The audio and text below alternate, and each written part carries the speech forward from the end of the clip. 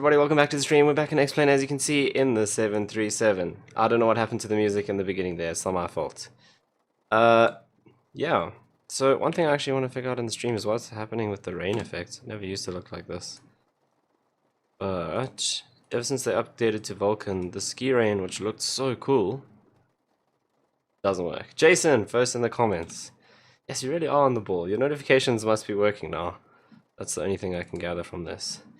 But we are in a nice and rainy morning at Durban King Shaka in South Africa. So this is where we landed in the previous stream. So the previous 737 X-Plane stream, this is where we arrived.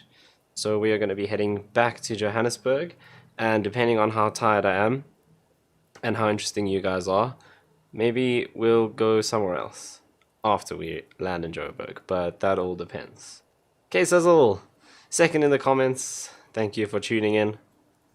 Right, I do have my checklist, and I have upgraded my joystick, so I now have a full HOTAS system, which is really, really cool, and I hope it works, because I've only had a few minutes to test it out, and it is far more accurate than the joystick I had.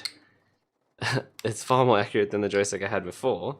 So just a little bit of hand flying that I did it felt really, really good. So let's see how it goes. Second biggest fan.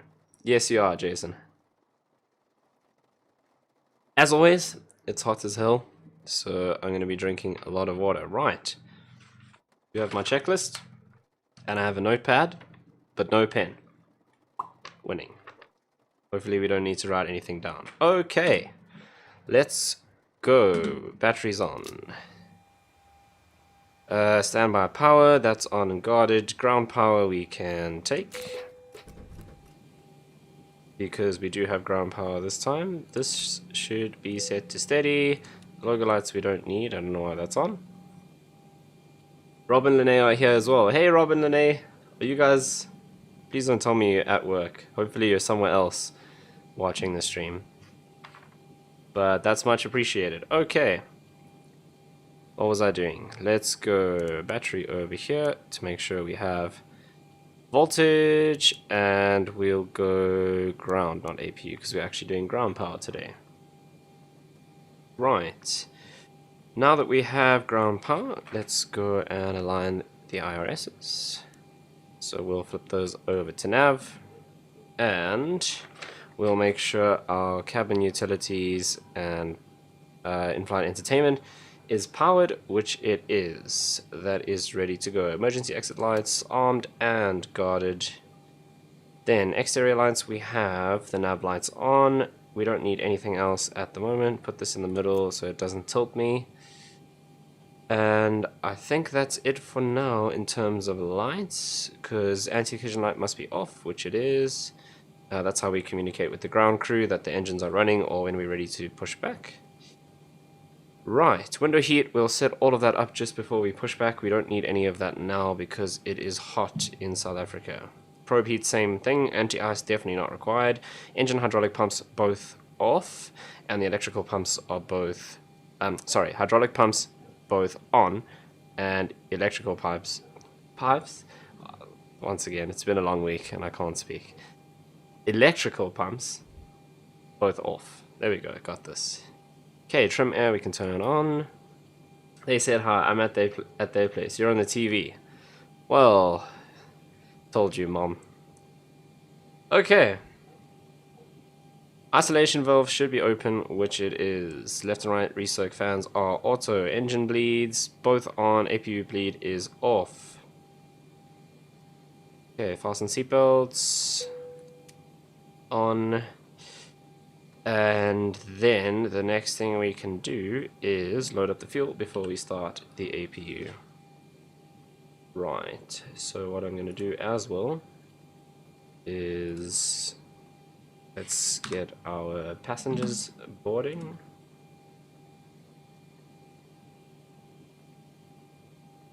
Okay, if PACX is going to pick up our sim brief flight plan, please don't fail me. Oh, well, this is awkward. Yeah, it does this sometimes. If it doesn't do it this time, I'm gonna just ditch it. Oh, there we go. See, just takes some casual threatening. Right, our flight time today is 55 minutes. And we have 150 passengers on board. We're cruising at 30,000 feet. Aircraft is Wi-Fi equipped. And we should hear the passengers now boarding the aircraft. Next question about the rain is, do our wipers actually work? Ha! They do. That's pretty cool. Yes, planes do have windscreen wipers. Okay. Fuel. So, this was the thing that we messed up a little bit last time in terms of our calculations. So let's hope that today, because we don't have so much fuel on board, we will have a little bit more realistic of a landing weight. So we are going from Lima Echo, which I feel like I just scrolled right past. There we are. Okay, so block fuel 5,180. Yeah, great. So we've already got 6,000 on board, if I remember correctly, from when we landed last time. 6,345. So we're gonna have to balance that out a little bit, which is fine because we don't want to defuel. That's not as much as last time. Last time we were like double the amount of fuel that we actually needed for the flight, so we should be fine. Let's go back here and have a look. So we don't actually need to fuel up today because we have enough on board. So SimBrief, we only have 150, not SimBrief, PACX, we only have 150 actual passengers, but this planned for 165. But that's fine because our extra fuel can take up the weight of those extra passengers that we plan to have. So that actually works quite nicely. Zero fuel weight, 61.8 is what we need to get it to today. So our zero fuel weight currently is 43.1. Which is not enough, but let's go in here and configure this, and then we can go and do 150 passengers, and we'll put that in. And you know what, actually I'm gonna follow the SimBrief thing. Let's see if we follow the SimBrief number, how far we end up. So SimBrief said 165. Let's do that rather. Right. Zero fuel weight 57.4. And what did I always forget this? 61.8. So we need to add in a bit of payload. So let's do 500 here. And let's do 2500 there and see what that puts us at. Okay, so we just need a little bit more. We're at 60, so let's put in another. Let's do 250 and see. 61.2, so we can take a little bit out. Let's take some out here. Right, 61. Okay. Okay, just be like that, it's fine. Right, 61.0. That's not what it was supposed to be, was it? 61.8. Okay, no, we got this, we got this. We're giving our passengers some time to board, so let's go. I feel like it was 25, and that was too much. 61.1. Okay, I'm gonna have to put in quite a bit. Let's do 1.5. We'll put some more in here. And that's too much. Classic.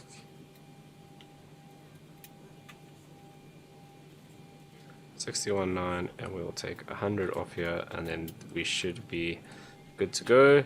61.8. Perfect. Okay, actually before I leave that, let's check our landing weight. So max takeoff weight, we're well within. Max zero fuel weight, we are very close. So we don't have a landing weight calculation yet because we need to put in some more information. But it looks like we're going to be good. We're having a braai. Shall I put you guys down for some boerewors rolls? Kelly won't have a boerewors roll. But she You might just have some Vorse on its own. I'll definitely have a Buri roll or two. That sounds fantastic.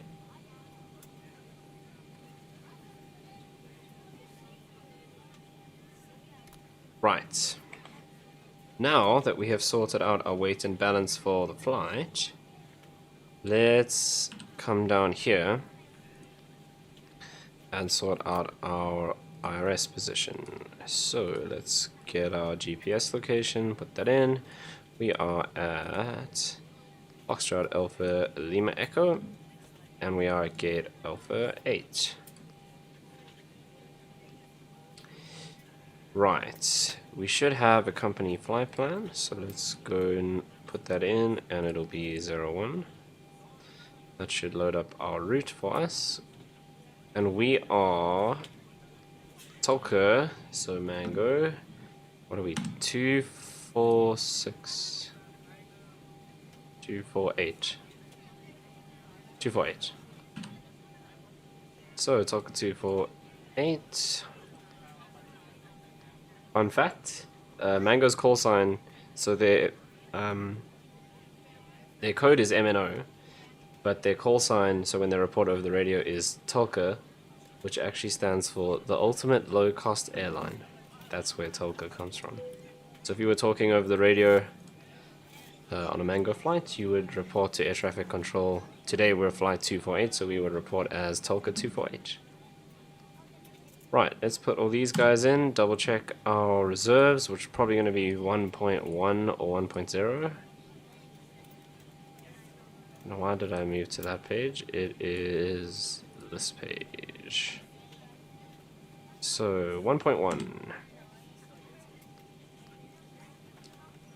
Cost index will be 5 for sure. Yes it is.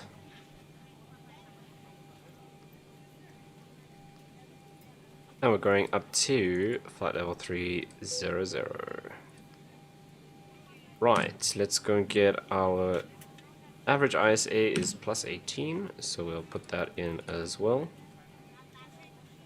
And let's go get our top of climb winds. So winds 287 at 44. 287, 44 knots. And that's done. We'll go up to 55 today. Hopefully that's not too high. Perhaps 5. Right, that's perfect. So we've got our V speeds. Trim 5.5. So let's do that now.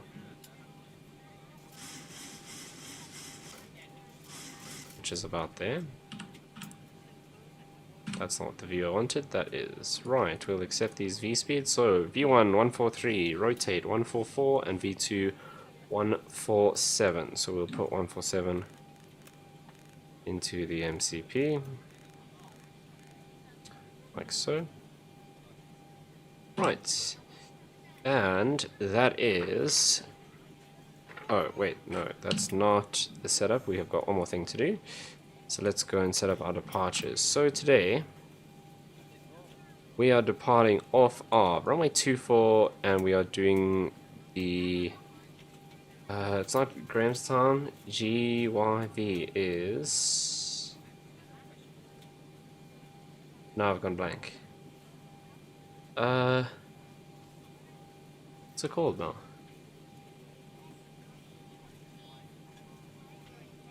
Oh my word. Let's go and get the name. Right, they don't have it there. Okay, I'll get the name first. No, I can't remember the name of the town.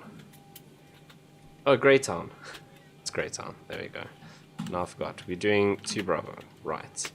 2 Bravo off a runway 24. So there's our SID.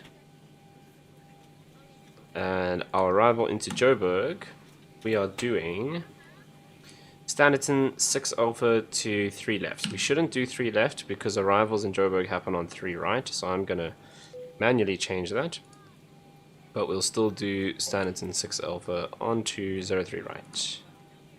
Let's go through our routes. That's okay, we'll sort that out just now. And let's double check that we don't have any discontinuities, which we don't. Right, so that is all ready to go. Okay, the other thing we'll set is our score code, which we would get from air traffic control, because we're not flying online, which we will do one day when I feel brave.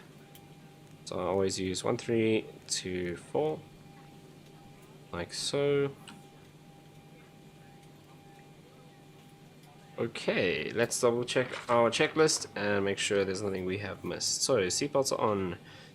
FMC, we've done route, we've done performance, we've done N1, and we've done our trim. Altimeter, let's get our weather today. So 122.0. Foxtrot, Alpha, Lima, Echo, airport information, Juliet, 1800. So information Zulu, Juliet. Weather, wind 215 at 5. Visibility 215 knots. 0,000. Sky condition. This is good. Few clouds at 1,500. Few clouds. 2,500. Few clouds 1,500. Ceiling 3,500. Overcast. So overcast at 3,500. 22. QNH 1008. Advice on 1008. That's pretty low. So let's go QNH 1008. It's not crazy low. Below 1,000 would be like low enough to be interesting. Okay. Altimeter's done. APU bleed is off. Let's start up the APU. So well, we can actually put all of these fuel pumps on because we are done with fueling and all of that. So we'll put those on. Let's make sure APU bleed is off, which it is. And we'll start up the APU. Okay, so there comes our APU temperature. No roll because gluten or carbs. No, Kelly just doesn't like Vorse on a roll because she's weird. Please close the bin as a courtesy to other passengers. Once all your items are put away, please clear the aisle and sit down in your seat to allow other passengers to find their seats as well. PACX is quite loud. If you are seated in an emergency exit row, please read the exit seating responsibilities in the safety card in the seat back in front of you. Please make sure you are willing and able to perform the actions required. If you are not able or prefer not to perform these actions, please let a flight attendant know so you can be reseated. You are free to use your portable electronic devices during the boarding process. We ask that larger electronic devices are that is now stable, so let's switch over to the APU. You don't actually have to do that, but it's just a habit. Then we can bring the APU bleed on.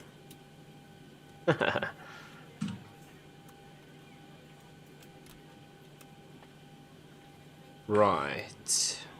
Oh yes, and let's switch our reading over to APU, make sure we have electricity, which we do. Right, we can now turn on the flight directors, which are these guys, which show us where to go. And make sure the auto throttle is off, which it is. Even if strangers in live chat think you're odd. Oh, I missed the first comment. It is weird, and there's nothing wrong with that. Do what makes you happy. Even if strangers in live chat think you're odd. 100% agree. Like, I spend all of my time flying planes on a computer. That's also pretty weird, isn't it? Right. Okay, IAS is set to V2. Altitude, we're going up to 30,000 feet. Like so. And we need to reset our fuel flow rate and set it down to fuel used. Minimums should be on radio, and it is. Landing gear up. Spoilers down, flaps up. Thrust levers should be closed. Which they are. Okay, engine start levers cut off. Parking brake set. Your damper, now that the IRS is aligned, can come on. And now we are just waiting for the passengers to finish boarding. While that is happening, let's go and see. I do that every single time. I go all the way back through the menu to open up the chart that I just had open. I don't know why. Okay, do we have the Greytown chart? No. we do not. So let's quickly go and get that.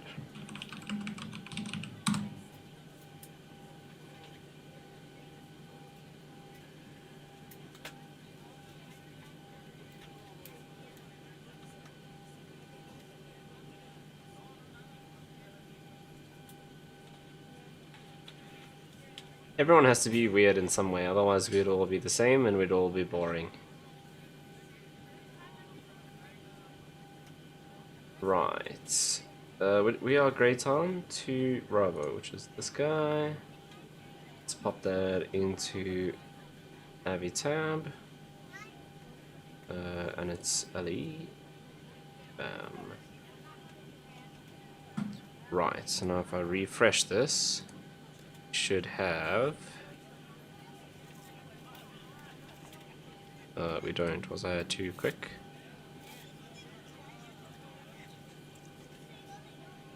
There we go. Great Town to Bravo. Right. This is an unbelievably simple departure. So, do we have any restrictions at all? Not really. Oh, 220 knots until on track to Greytown. Let's double check that that is programmed in. 207. Interesting that we're on 207. Oh, that says 287. So below 220 once until we've passed that turn, which is perfect. Okay, we need to be above 5,000 feet, which we definitely will be. Track is 249, and that is the only restriction that we have. Right, easiest departure in the world. That's pretty chilled. Leo says, don't you think you should stream something more interesting? I find this interesting. So, no. How about that? Right. That is our honor of departure. Okay. Let's go and set our runway heading. So our passengers should be almost done boarding. And then we are ready to go. Let's go and arm these guys so long. And we will prep our pushback. So we need to face...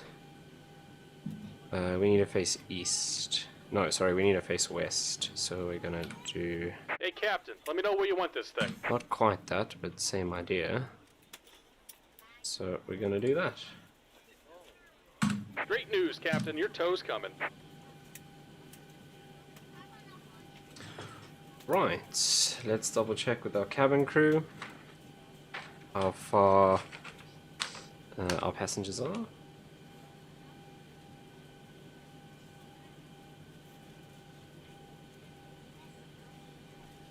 We're still boarding. Let us know. Okay, just under 5 minutes to go. And ready. Right, let's make sure our ACARS is recording so that our flight is actually captured.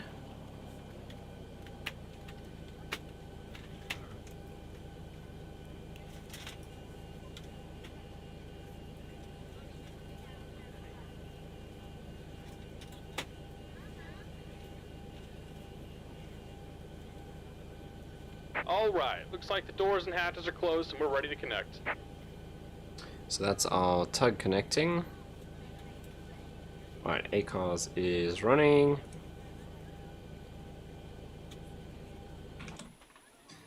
So he's gonna lift up our nose gear, which we actually wouldn't do while the passengers are boarding because it's gonna lift the door up, but for the sake of time, we'll do that a little bit earlier than we would in real life.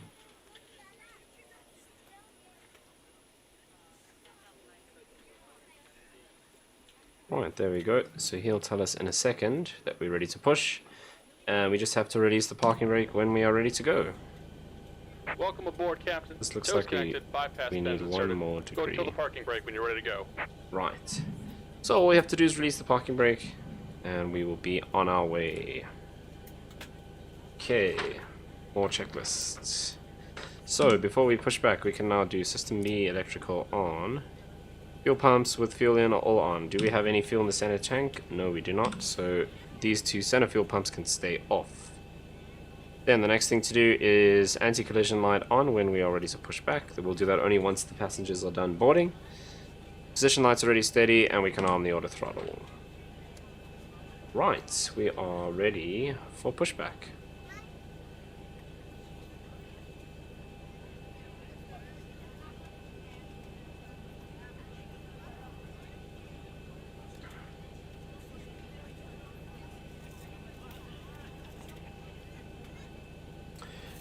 Okay.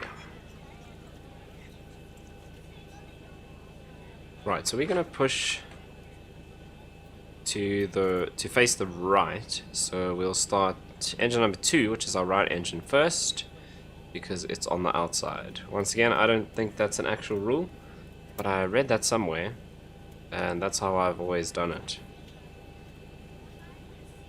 Just because that engine is away from the ground crew, because it's going to be on the outside of the turn, if that makes sense.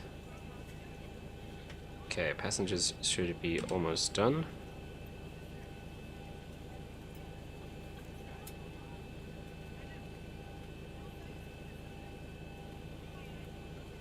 Okay, so once we complete that turn, it is 349 degrees.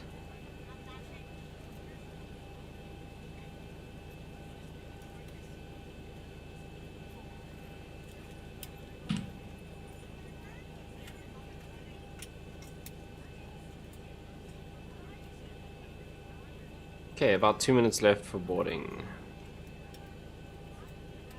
Let's ask them to speed up the last 2 minutes. How about that? What does ZIBO stand for? Okay, so this aircraft that we're looking at, the 737-800, it doesn't come with X-Plane. It's a third-party module, and it is totally free, and ZIBO is the main developer. So often in the Sims we refer to the different aircraft by the developer name. So everyone will call this the ZIBO 737 because he is the main developer. And what a champion he is, because it's completely free. It's one of the best modeled aircraft you can get for X-Plane. You know, it's up there with add-ons that are costing you $80. And it's totally free, and it's always being updated. So yeah, thanks to ZIBO. What a legend. Good morning, ladies and gentlemen. Okay, and passengers are all on, so we are ready to go. Service to Johannesburg. Our flight time will be roughly Let's 55 push back minutes. and start the Now that engine. cabin So door we'll is turn on closed, the please make sure anti-collision that all lights. devices are in airplane mode and your Release the large parking devices are brake. now shut down and stowed. Please fasten your seatbelt and make sure Here that all comes the tray pushback. tables Light 'em up. backs are in a Yeah, I don't know full if it position stands for departure. anything, Cabin crew, prepare cabin but for that's just departure. what that's just his name, and whatever he's decided to name his add-on. It's just the ZIBO 737. So I don't know if it stands for anything or if it's his name. I don't know what his real name is, but yeah, that's where it comes from. Ladies and gentlemen, please direct your attention to the front of the aircraft for a safety Right, so we're looking for. When the seatbelt I light never is know what on, to do here make sure because that your I seatbelt is read fastened slowly tight across the 18%, lap. but Fasten, the insert checklist for metal this says fittings into one 25, another. so we'll do Tighten by 25. pulling on the loose end of Okay, the there's strap. 25. Let's To introduce release the your fuel, seatbelt, lift the upper and that portion of the engine buckle. should power up. In the event that the seatbelt light is not on, we suggest that you keep your seatbelt fastened in case of unexpected turbulence. Please take a few And moments to now locate we'll one of make the sure that several this emergency exits stabilizes on this and aircraft. watch In for some cases, our your starter nearest to exit cut is out. behind you. In Then we case can of go an ahead and emergency start and engine you number evacuate 1. the aircraft, there is lighting on the floor that will guide you towards the exit. In the event that the cabin loses pressure, an oxygen mask will drop right There's in front of you. our engine Press 2 the button of cutout. oxygen, pull the mask towards you. Place it firmly over your nose and mouth and secure the elastic band So behind let's your go and head. start engine Tighten 1. the straps if necessary and breathe normally. Although the bag does not inflate, Once again, oxygen is flowing N2 through the mask. looking for If you're 25% traveling before we with a child or introduce fuel. someone who requires assistance, secure your mask first and then assist others. Leave your mask on until a member of the crew advises you it's safe to remove it. In the unlikely event of a water landing, a life vest is located in a pouch under your seat or between the armrests. When instructed to do so, open the plastic There's pouch and 25. remove the vest. Switch it So over your we'll head. bring the fuel up. Wrap the straps around your waist and Let's buckle also up do the this. front. Just Pull about the done straps here. Go ahead and set your To parking brake. inflate the vest, pull firmly on the red cord only when At the exiting slowest. aircraft. Yeah. If your life vest does not inflate automatically, blow into the Oh, that's the mouthpiece for slowest. manual inflation. Who would have Use the thought? vest and Why did the equipment to lighting just whistle and light. change? If necessary, your seat cushion can be used That as is a a very secondary slow safety interval. device. Pull the cushion from the seat, slip your arm Oh, through he asked me to strap set the and parking button brake and I'm messing around with the Please wipers. securely stow your personal And we're items. disconnecting the Make sure your tow. seatbelts Give me are just a fastened moment. and seat Okay, bags so and now that we seat have full pushed upright back, let's position. go We auto remind you that brake this is a non-smoking RTO, flight. which is rejected Tampering with, takeoff, disabling, or destroying and we'll the go smoke flaps 5. detectors So there's located in the 1, laboratory 2, is prohibited by law. and All of this 5. information can be found in the safety card located in the seat back in front of you. Please read it and let a cabin So we're member watching know our if you flaps have over any there. questions. So there's Thank you. flaps Once up, that's position settled, 1, proceed with position your 2, flight. and position 5 is where it should go up to. And we can let him know he can disconnect. Right, so now that our engines are started, we can come and do all of these. So probes, window heats. We can switch our electricity over, well, our power over from the APU to the engines. We can And also we're disconnected. turn off the Signal and pin APU on the bleed, left. Take it easy and have a auto safe on flight. these guys, and we can shut down the APU completely. Right, there goes our pushback tug. We'll wait for him to give us the hand signal, then we'll turn on taxi lights. Let's go through the checklist while he's driving away.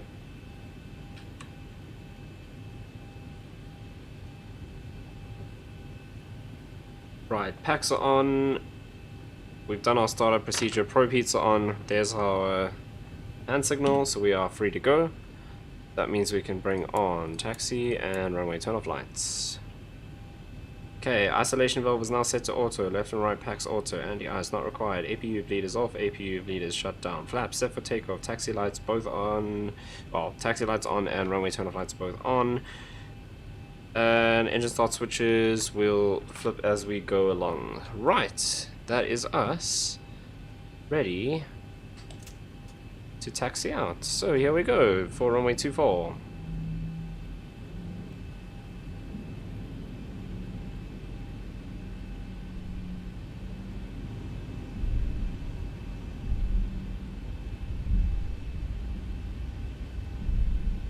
Okay, so we're just going to taxi all the way down to the end of this taxiway and then we'll take a right. While we're doing that, let's go not ground, that's not what I wanted. Continuous. And continuous there.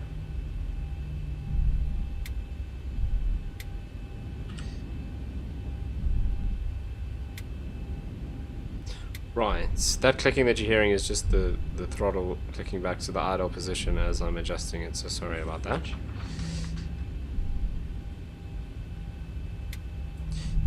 Okay, so before takeoff, engine switches continuous, auto brake is set to rejected takeoff.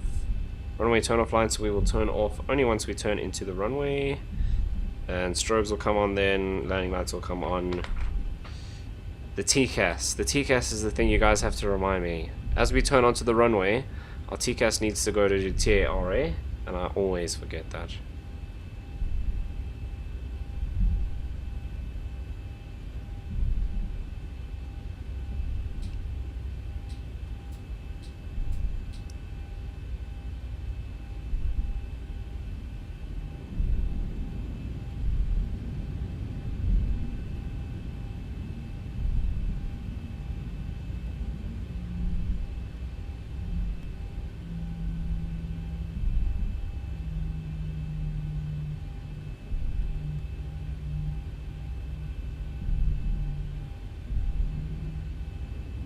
Right, so with my new HOTAS setup, for the first time I have an actual tiller, so I don't have to steer with the rudder, which means I can actually do things while we're taxiing, which is quite nice. So, for those of you that don't know, if you're flying a small plane, like a little Cessna or something, generally they steer with the rudder pedals, so they have like a little weight on wheels sensor. So when the wheels are on the ground, the rudder pedals are connected to the nose wheel or the tail wheel if you are flying a tail wheel aircraft. But in the airliners, you have this tiller on the side here. So to steer the nose wheel, you actually turn the tiller to steer, which is pretty interesting. So now, I've never had that before, so even the airliners I had to steer with the rudders, but now I have a tiller on my throttle quadrant, so I can steer properly. Right, we're going to go all the way down to the end here, and once again we're going to turn right. There's our weather just updating.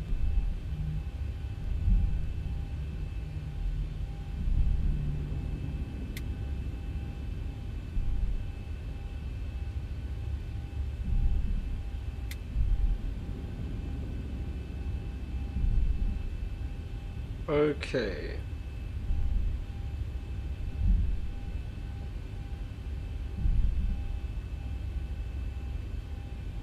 I think we've done everything. So next is just... Let me just slow down a bit here for this 90-degree turn.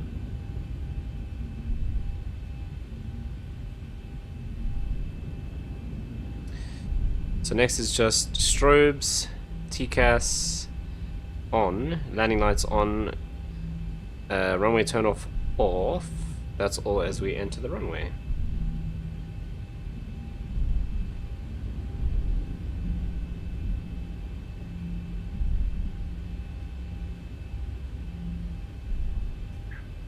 Right, so a bit of a taxi all the way down to the end here. Okay, then once we enter the runway, LNAV and VNAV are already on. Let's blank the lower ECAM so long. Like so. Keep us on the taxiway. Then we'll start the clock. We'll push the throttles up to 40%. Release the brakes, and we'll hit the toga switch. Then we follow our V1, V2, and rotate procedure.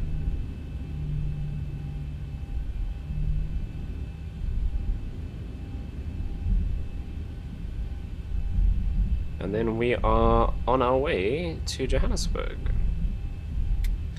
While we're taxiing along, let's double check our weather and make sure that we haven't, our QNH hasn't changed. Okay, so we're Oscar now, we were Juliet before, so it is different. What have we got at the moment? 1008.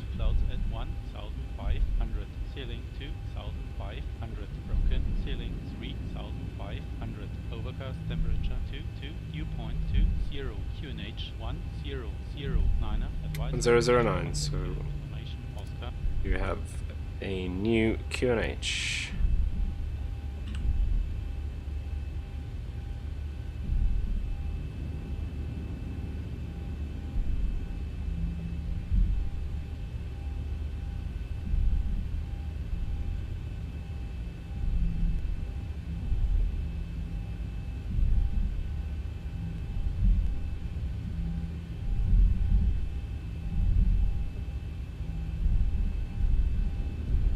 Okay, let's pick up the taxi speed a little bit, so we can kind of go up to 25 knots or so.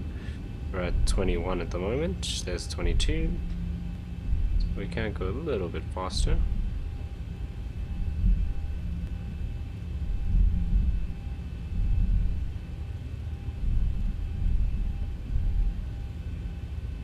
No music tonight. We'll turn the music on when we once we get into the cruise. So yeah, we will have music. No, I'm supposed to turn it on when we established in the climb and we're making our way up to the cruise. Sometimes I forget. Alright, we're coming up to this turn, so let's start slowing down.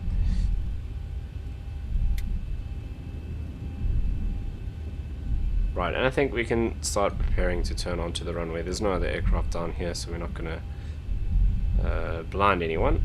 So, runway turn off lights off, strobes can come on, and all of our landing lights are now on. Yeah, let's slow down a bit for this turn because we're still at 20 knots. We want to be at around 10, 12 for this.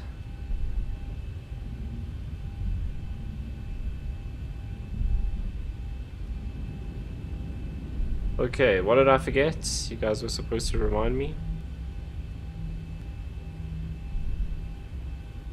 Okay, TCAS, TARA, which is this guy down here. Right, let's make our 90-degree turn. Let's see if we can do it better.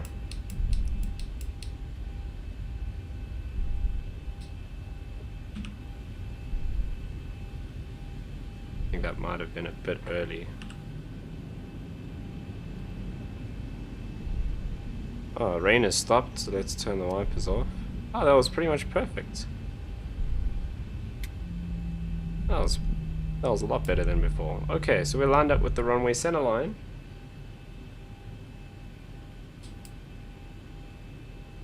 Okay, so start the clock. Let's go throttles 40%, release the parking brakes. Well, we don't have the parking brakes, so release the normal brakes.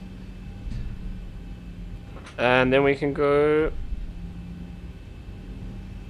So go.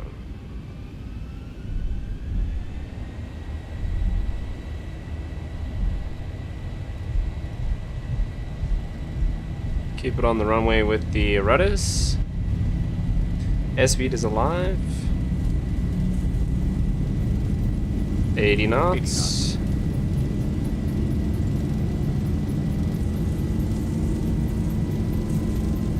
Bit of a crosswind.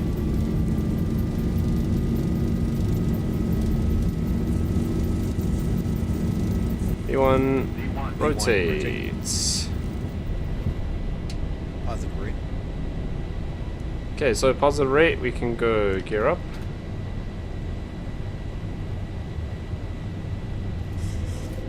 Let's start putting in some nose up trim.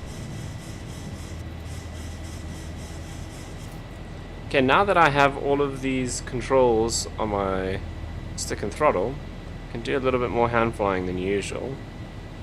1,000. So normally I'd engage the autopilot now because I need to do all sorts of stuff. But I've now got that all on my controls. So I don't need to do that. Right, speed is now coming up. So let's go flaps 2. Flaps 1. 10 out of 10. Thank you very much.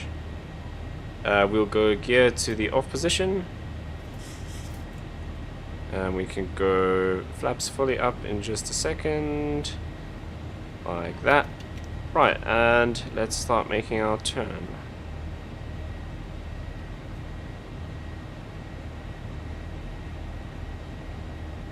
Okay, now that we've reached that speed, we can start climbing even more.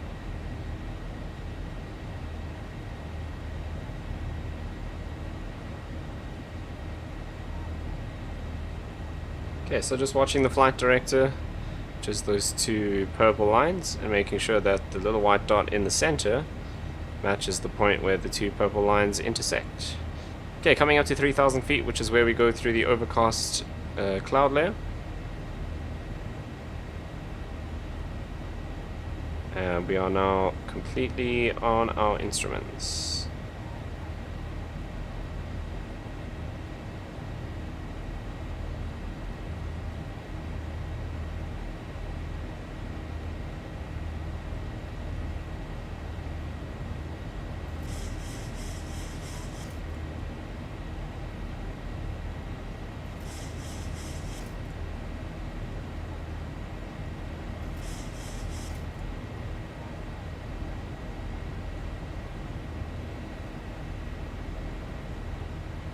So now we've passed our transition altitude. Let's quickly set standard, like so. Turn on the weather radar just so we can see if there's any weather issues coming up. All looks good at the moment. Still on the instruments because we're in that overcast cloud layer, and just following the flight director. So still on the hand flying. We don't have the autopilot in yet. So this hardware that I've got now is way more accurate than the joystick I had before. So, loving life.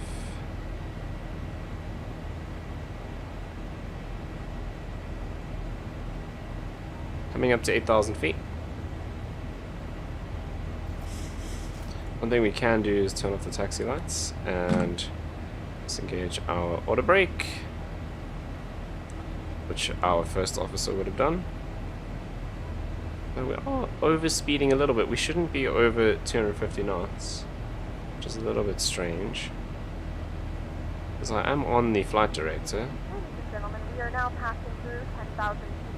You can now turn on your larger portable electronic devices. Okay, 10,000 As a feet, we'll reminder, turn off the landing seatbelt lights. fastened while you're seated and do not congregate in the galley. Just there.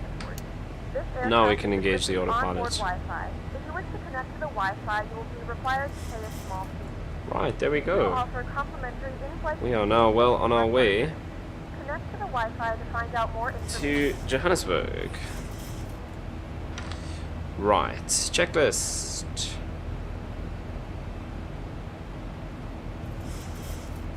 Okay, so we've done all of this. So, flaps are retracted. Auto brake is off. Start sequence, not start sequence, start controls can go back to auto. Start switches. Landing lights are off. Altimeter is set to standard. Let's zoom this out and have a look along the route for any weather. Don't see anything as yet. Right, then center fuel pumps are already off and we are ready for the cruise. So now, Jason, we can turn on the music because we're established in the climb. And we are powering our way up to Joburg.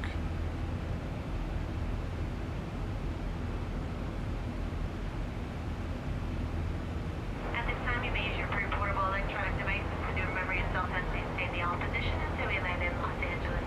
Also, folks, while that seatbelt sign So we land in Los Angeles? Sorry? securely fastened until the captain feels it's safe and turns it off.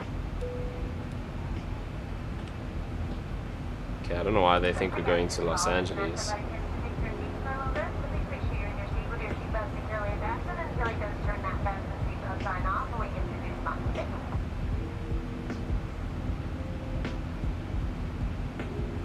Right, but there you guys have it. We are on our way. Everything is set. Let's double check our progress. Okay, so we're expecting 5.5 tons of fuel. Sorry, 3.8 tons of fuel at Joburg, which is perfect. Our reserves are 1.1, so we've got more than our required reserves in the bank when we arrive. And we're expecting topper climb at 7:16 Zulu. We are currently 7:7. So 9 minutes to our topper climb. And it's a short cruise. And then we start our descent into Johannesburg. So we're going to be landing 03 right, unless the weather has changed when we start planning our approach. But that is the normal kind of, I'd say 80-85% of the time, maybe even higher. 03 right is the runway that is used for arrivals into Tambo. So let's go ahead and close this down. Go back to our flight plan.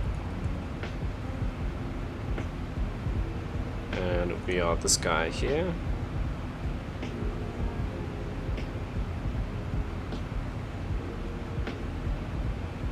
Right, so topper climb.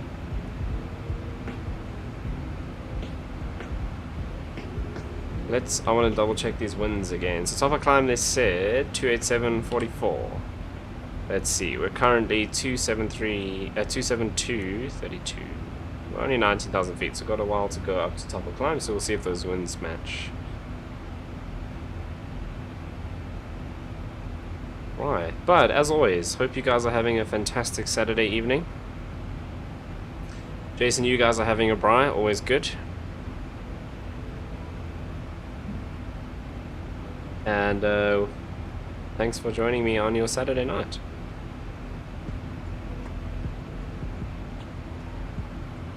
Going to be doing quite a bit of streaming this weekend and next week in the evenings. So it's really great of you guys to join me.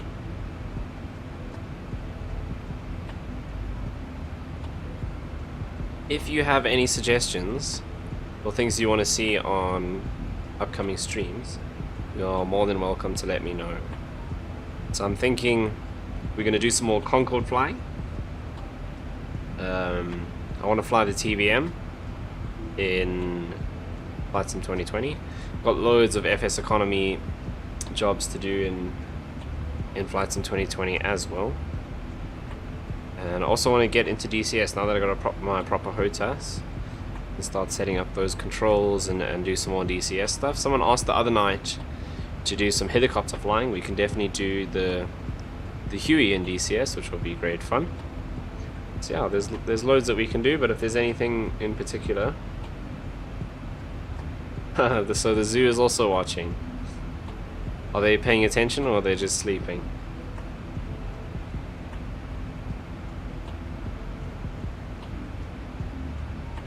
Yeah, let me know if there's anything in particular you would like to see.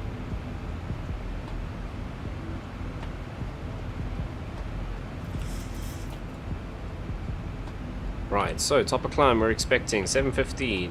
It's now 7:10. 5 minutes to go.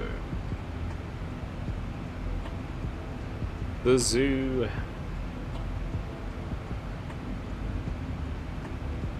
Sleeping as usual. That's unacceptable.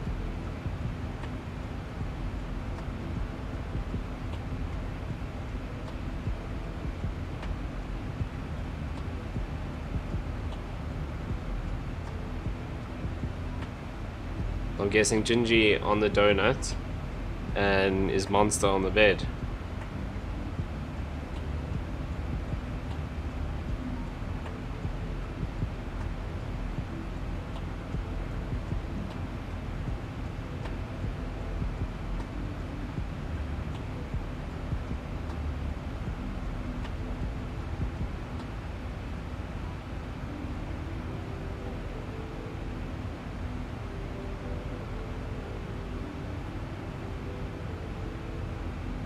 Yep, yeah, sounds about right. Okay, let me check our overlay, so we do have the right aircraft for once. Hey, and the METAR is actually correct for Durban, that's awesome.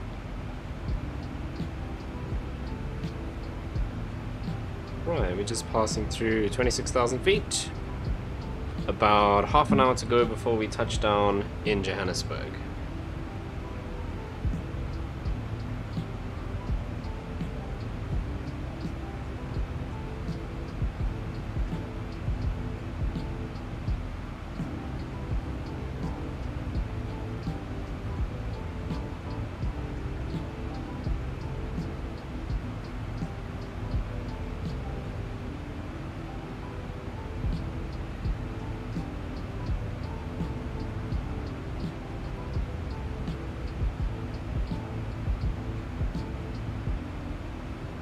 Okay, so we are 7:12. Still expecting top of climb 7:15. 3 minutes to go.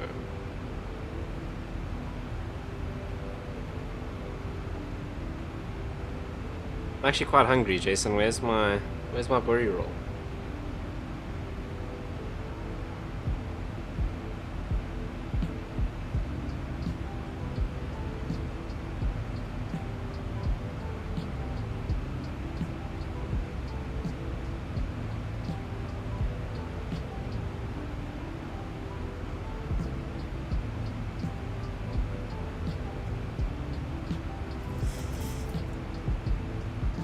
Okay, 28,000 feet. Turn this music down one click. Just went on the fire. Shame there's a curfew. So what you're saying is I'm not getting a burry roll. That's not good news.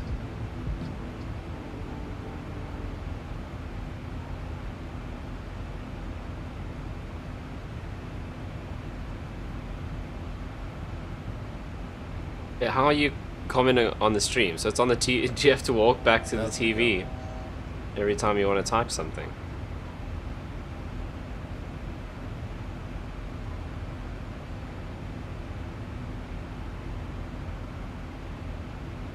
You'll get one with your label. Okay, so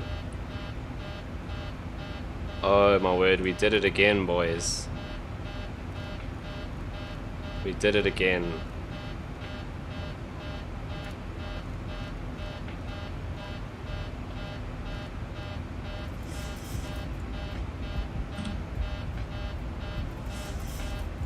Oh, we didn't do it again. We did. Made a mistake. Have it on my phone as well because I'm my bro. Nice. So we made the same mistake we made last time. We're not gonna die. We just the aircraft hasn't pressurized. So it's chilled. We've been through this procedure before. I'm just making sure you guys remember. What did you do now?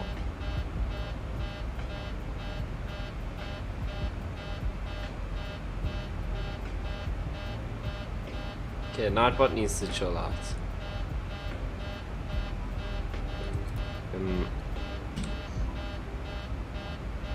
Stop that noise. Okay, so we need to do our emergency descent. It's okay.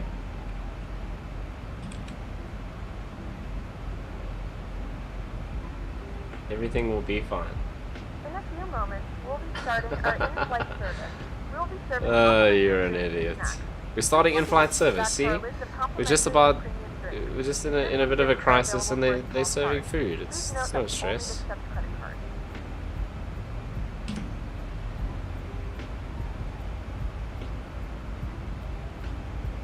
Why was this set to only 8,000? I wonder how that happened.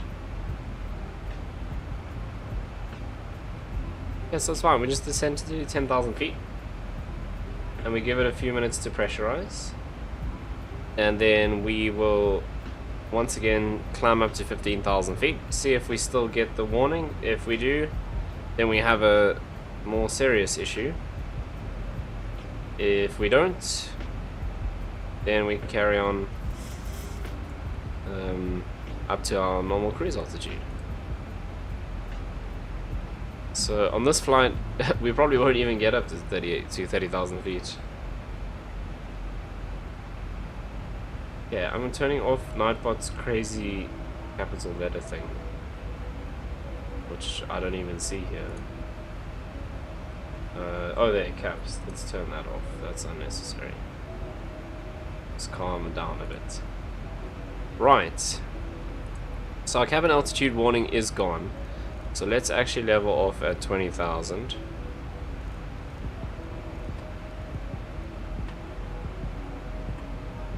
And that should give us time to pressurize.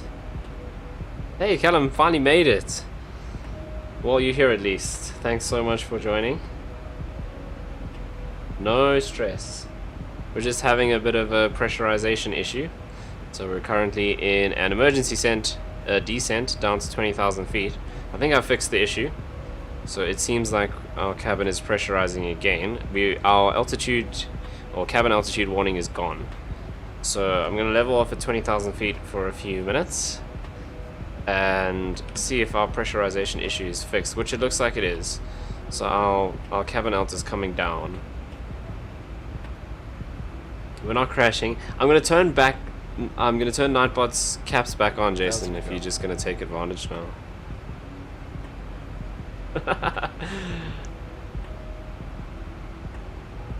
Don't listen to Jason. We're not going to die. All is well. Okay, let's have a look at that pressure. So it is coming down, so we definitely have fixed the issue. So no stress.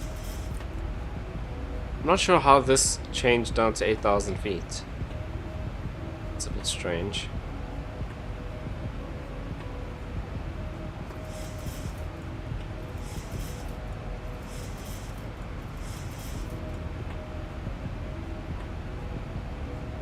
Okay, so once this comes down to about 1, we can carry on climbing. We're back in the clouds, look at that.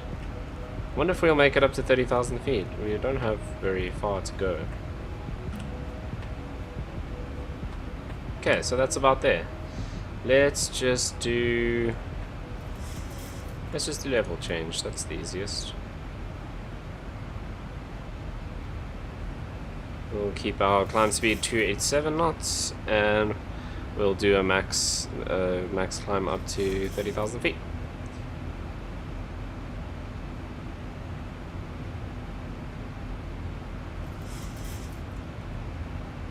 Right, now let's double check that this is actually pressurizing. Oh, I just didn't mean to change that. Okay, so as long as this doesn't go up above 8,000 feet, we're alright. But it is pressurizing now, so that's good.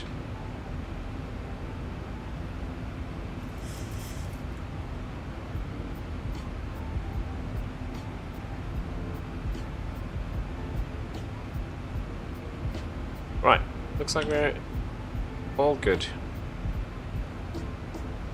Let's double check on our route. So we're coming up to Bebas. They wanted us already at 30,000 feet at Bebas. Epsac is next. Oh, why does that say 240 and top of descent is after that? That's, oh, I mean it's literally 1 mile. Okay. So we want to be 240 at Epsac.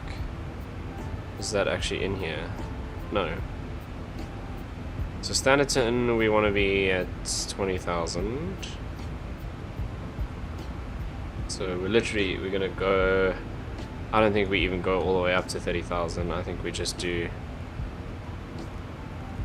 I think 26 is perfect. Otherwise we're gonna be up at 30,000 for like 2 minutes and then have to descend. Okay. Crisis averted. We've wasted a little bit of time, so we're going to be slightly late into Joburg. So let's double check on our passengers and see. They are expecting us to arrive in 40 minutes. Actually 38 minutes. So let's check on our progress. We are expecting to arrive at 7:49. So we do still have a bit of time. Obviously, we're still gonna have, that's just our touchdown time. We do spend 10 minutes or so, maybe not that long, 6-7 minutes taxiing in. So I think we should still be on time for what our passengers are expecting, which is good.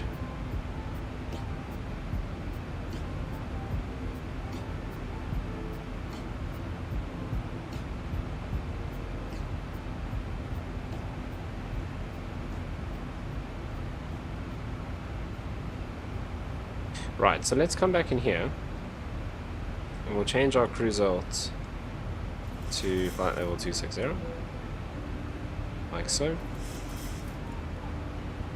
And that gives us a top of descent just before Standerton.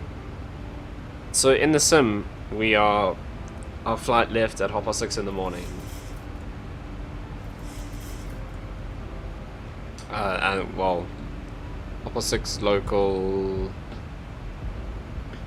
So we're at yeah, so this is Zulu time. So sorry, it was 6:30 GMT.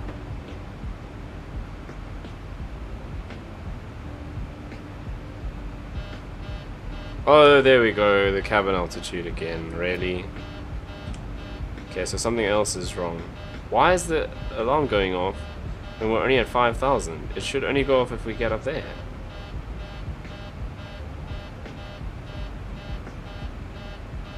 Yo, something's broken. Okay, so something else is wrong then. We haven't actually fixed the issue. So let's turn that horn off and we're gonna have to go back down. This is great fun. Well, we'll set it to 10,000. Put the seatbelt signs back on. We're not dying. Relax. Okay, so I don't know why. Obviously something is wrong. I don't quite understand why it's going off, because it should only alert when we get all the way up here. It's set to auto, it's not set to manual.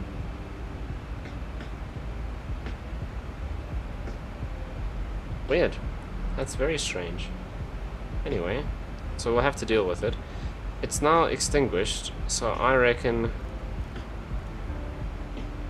if we just stay at 20,000 feet, we're going to be a bit slow, which means we might end up being late. But we don't have the warning anymore. I mean, this is fine, so why is it complaining when we go above 26,000 feet? Very strange. And the engine bleeds are on, those are all on, so there's no problems there. So it's possible we have some sort of fault, I guess. Right, anyway, let's prepare our arrival into Joburg. Once again, I did it again, for real. Okay, do I have Standerton in here? I've got Standerton 1 Charlie. I don't think that's the one we are doing. We're doing 6 Alpha. But let's go and grab that one.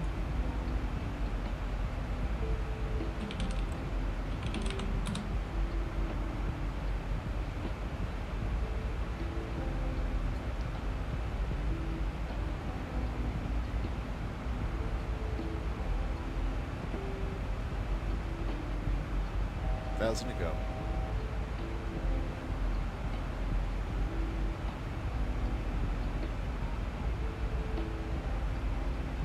Okay, we're a little bit fast.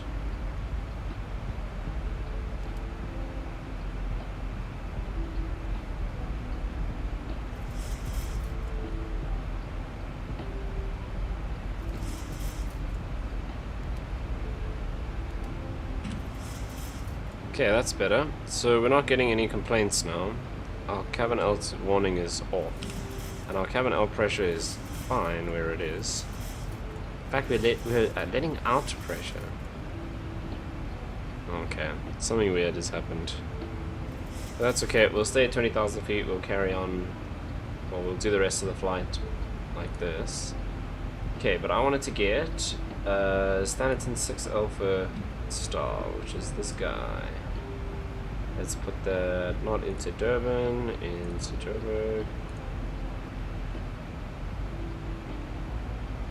Right, now we can pull that up here. So if I go back, it should refresh, and there's 6 Alpha. Right, so we come into Standerton, we don't need to hold.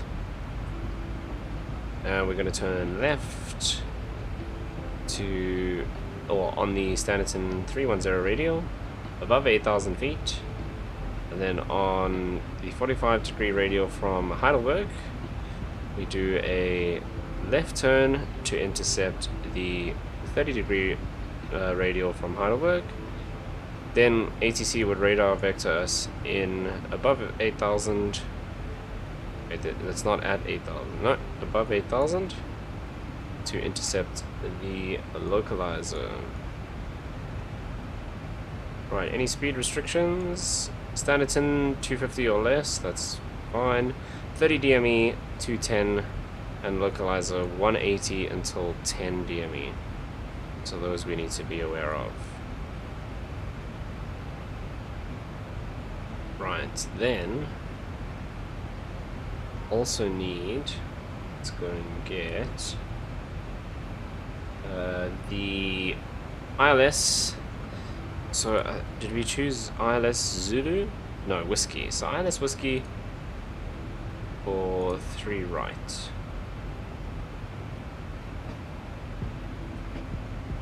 Okay, so ILS, that's X-ray. 3 right. No, that's Zulu. Ooh, this has a NOTAM.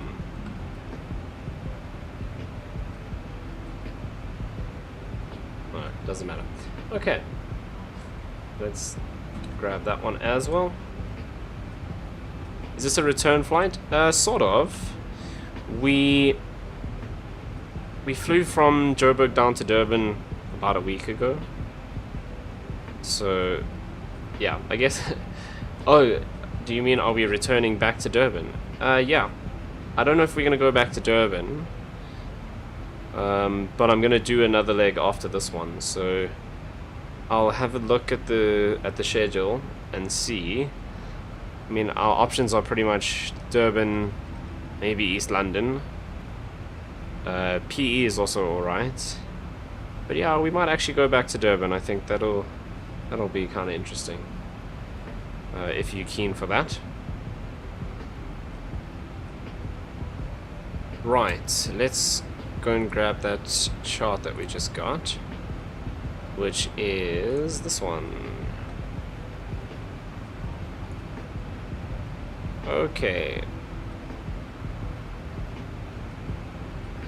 So there's a couple of things we need from here. Cool, so we'll go back to Durban after that, after we land. And then hopefully we don't have the same pressurization issue. And we can actually get up to our cruising altitude. Right. So our frequency is 109.1. We can actually put that in already. Let's go and dial that in. 109.7 at the moment. So we'll do 191. We'll do this on both sides. And the course. Let's have a look down here. 034. Yeah. So let's go over on 035. So 034 both sides. So that's set. So this is asking us to intercept at 9,000, which is perfect because our star has a restriction of above 8,000. So we'll descend to, not 3,000, we'll descend to 9,000 when we are ready. And in order to get that calculation, we just have to come back here to the cruise page and set our new cruise speed with our pressurization issue of flight level 220. 2200, not 220. Okay, so we're gonna descend just after Standerton down to 9,000 feet.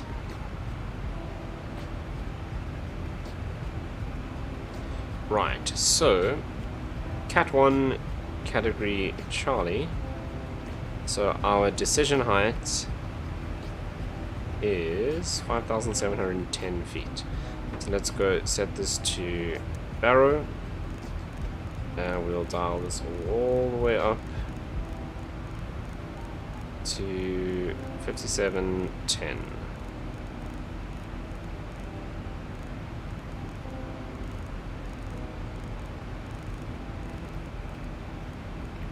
Right, so there's our minimum set.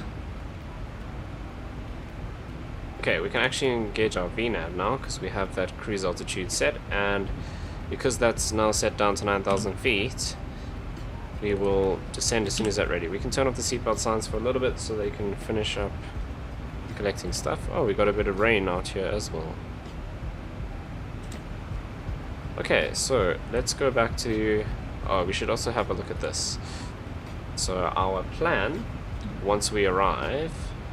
So we're landing 03 right, which is this guy. And I'm expecting us to take Echo. And we'll go Echo Kilo Lima into the bay. And we'll do... Let's do Charlie 4 is the one that I normally take. Yeah, so that's sorted. A little bit of rain outside. Once again, I can't wait for them to get the ski rain working again because it just looks really cool. And you actually get the drops going along the windows. This is kind of just the generic rain effects, I guess. Right.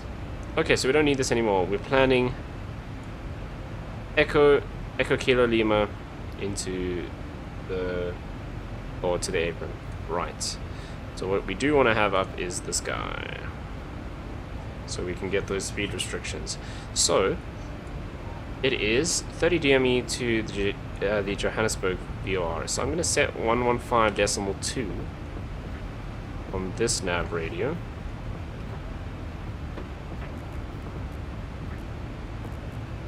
Okay, and we'll leave this on 109.1 so we can swap it back over when we're ready. And then that means that we can check that DME. So we're currently 55. So, am I flying on real weather? Yes, I am. So we're not real time. This is a morning flight in the sim, but the weather is current to now. And we have had some rain this afternoon, so it does seem to be pretty accurate. Okay, so that's speed restriction. Once we are within 30 DME of that VOR, we need to be at 210 knots.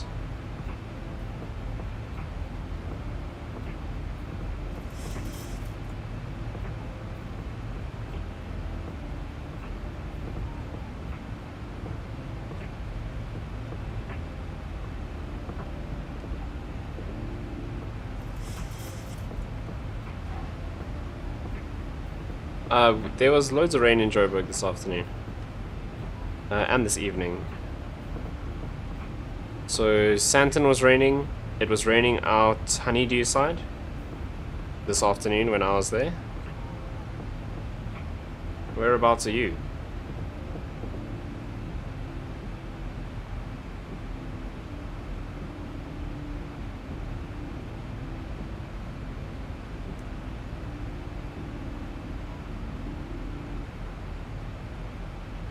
Right, we should be preparing for our descent soon, so we don't need to do anything else yet. Let's have a look at our checklist though. Okay, let's... oh yes, we need to get altimeter setting for Johannesburg. So let's see, are we picking up Joburg's ATIS yet? No, so we're picking up somewhere else. Okay, so let me just use active sky and get conditions for Johannesburg.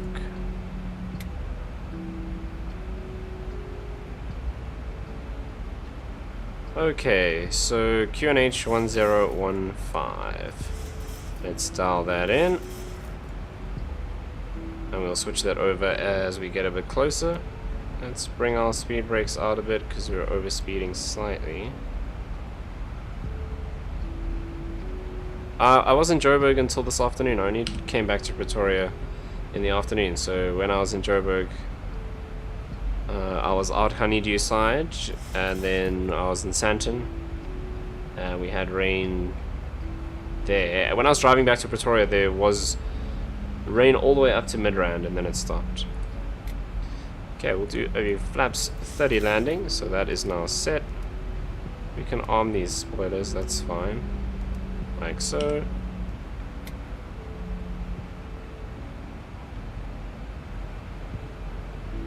Right. We're coming up to 30 DME, so let's go and do speed intervention and bring this down to 10 knots now.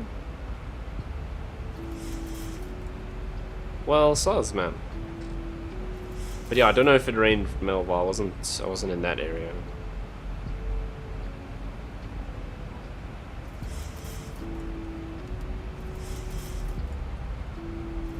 Okay, we'll also go auto brakes level 2.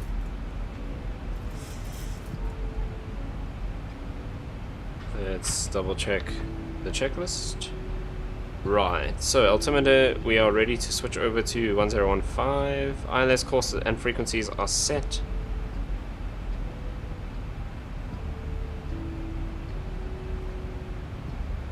Why is our speed not coming down? That's a bit strange.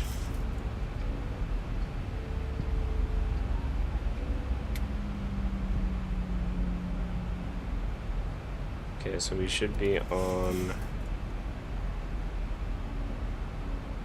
oh, there we go. Actual Joburg didn't rain. Okay, well... Santon rained. I mean, that's all part of Johannesburg, Jason. I don't know what you want from me, man.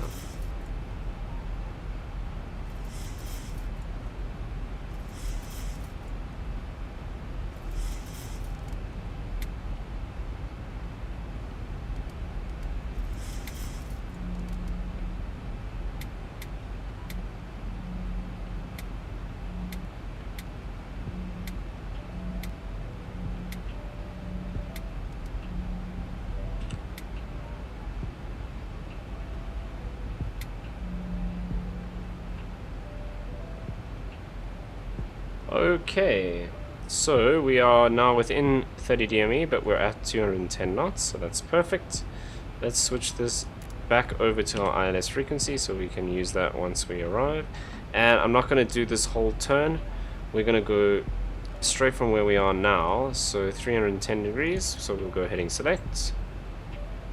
And we'll make this turn into intercept the ILS. We are also going to go flaps 5 so long. Actually, we'll just do flaps 1 for now at 210 knots. It'll give us a bit of drag.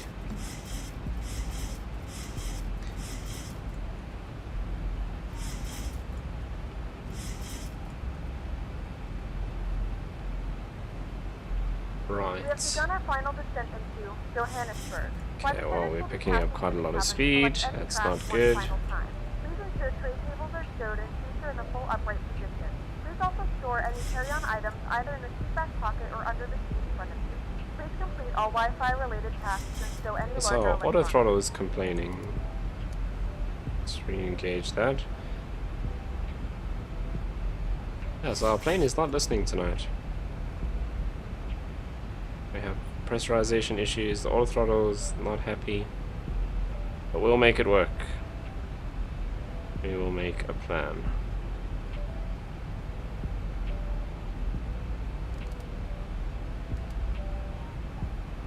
We won't die? No, all is well.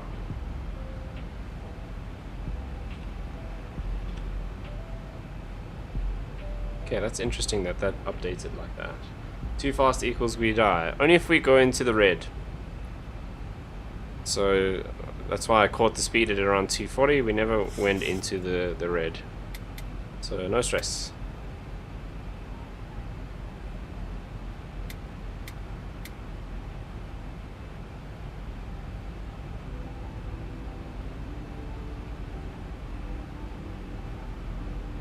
Right, so Joburg is out that way.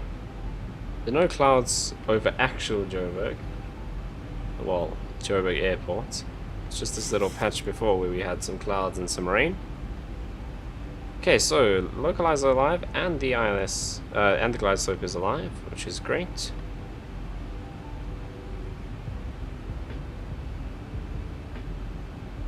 Right, what other speed restrictions do they have on here?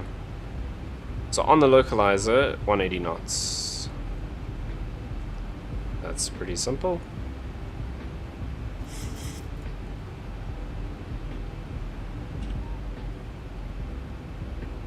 Don't you have time to make up though? That's actually a very good point. They want us to be off the plane in 17 minutes. We're expecting to be in Joburg at 7:48. So yeah, we should be alright in terms of time. Barely, but just. Okay, let's... oh, that's not what I wanted. Let's do 330.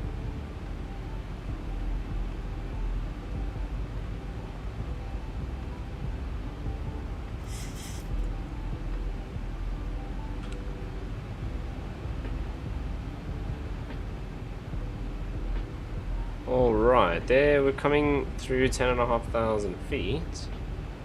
So as we approach 10,000 feet, we'll go landing lights on. The other thing that we can do is set these to continuous. And our auto brake is level 2, which is perfect. Spoilers are armed. And flaps we'll do on schedule. Okay, let's turn in a little bit more. And now that we're within a good angle of the localizer, just turning on the landing lights, we can arm the approach. And we're about to intercept that, so let's do speed down to 180 because we have that restriction on the localizer of 180 knots. And we'll bring the flaps in as the speed comes down. Okay, we can actually stop the music for now.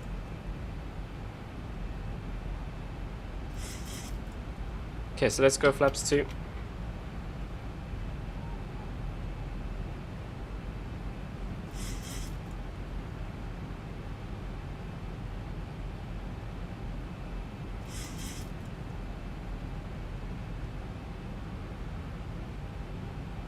Flaps 5.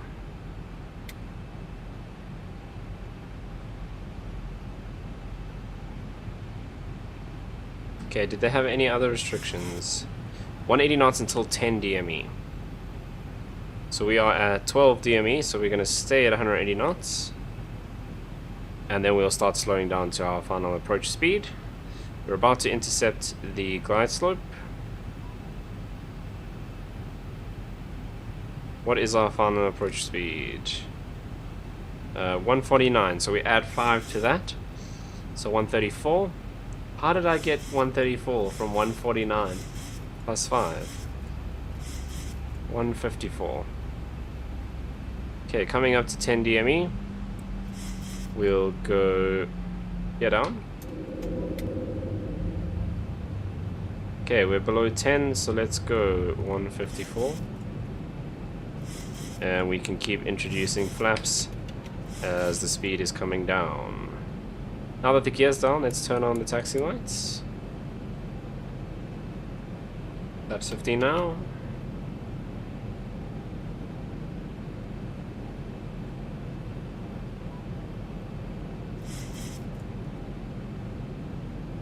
And flaps 25.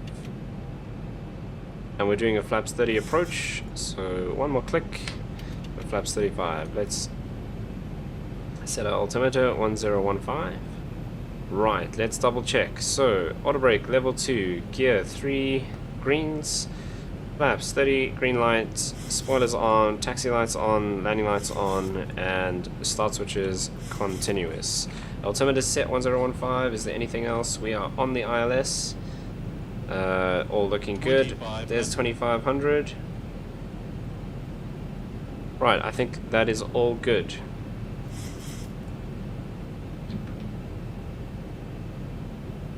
Right, so now we can prepare to take a manual control here.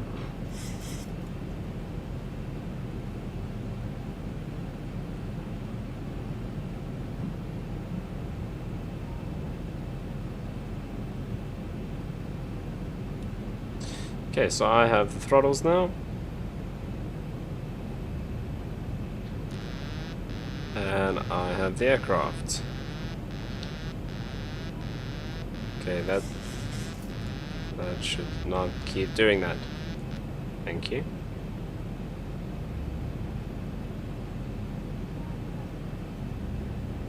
I think your camera died. Oh, lovely. That's weird. It's not going great tonight, is it?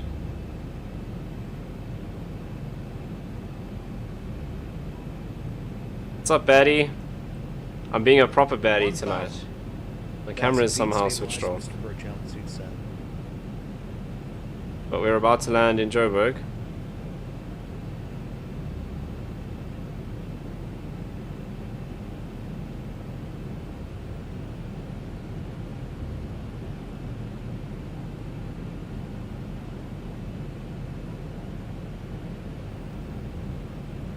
Right, here we go.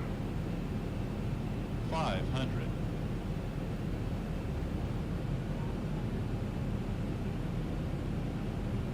400.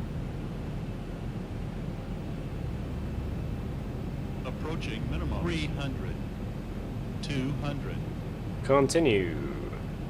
Minimums. 100.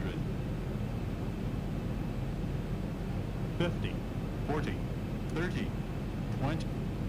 10. A little bit of a float. Okay, so we'll go reverse. Base is high. Hello, Bay.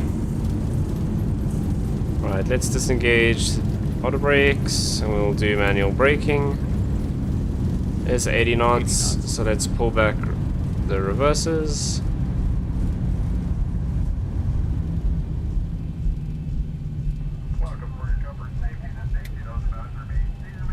stop this from flashing.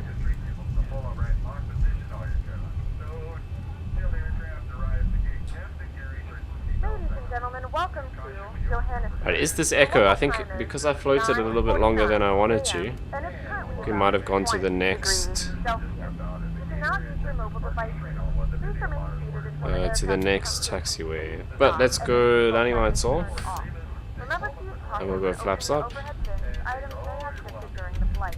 If this is your final destination, thank you for flying with us, and we hope to see you again. And spoilers retracted. Slow down here a little bit.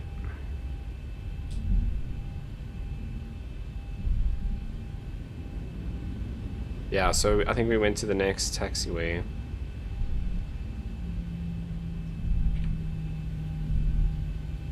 Oh, I can't see the marking from here, but we gotta go back this way anyway. Yeah, that looks like Echo up ahead. That's the one we want. Yeah, sorry my camera died.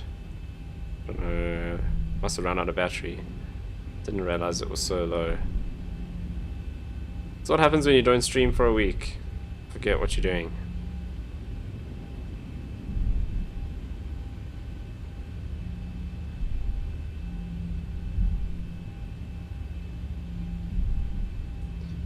Right. Now that we're on the ground, these guys can go back to auto. Strobes can come, well, off. We'll go back just to steady nav lights. Let's slow down a bit so we can make this turn.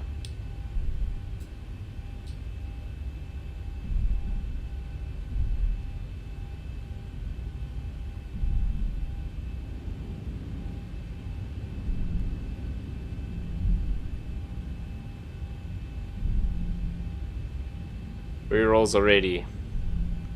Well, I just landed in Joburg, so once we arrive at the gate, I'll catch an Uber from the airport and come grab my burry roll. Did you make one for Craig as well? And Craig's Bay?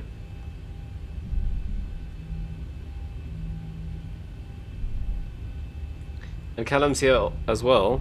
I don't know. Callum's a bit far.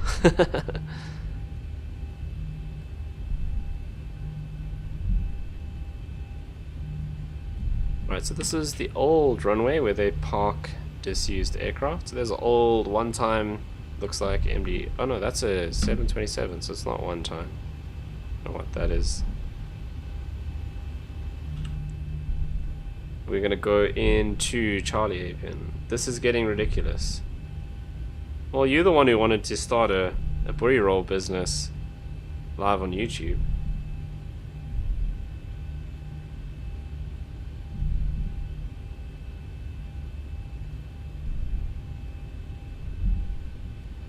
I didn't do my after landing checklist. Speed brakes down, flaps retracted, landing lights are off, probe heats now off. Where was I? Stabilizer trim, let's put that back to 4 units. It'll click when it gets there.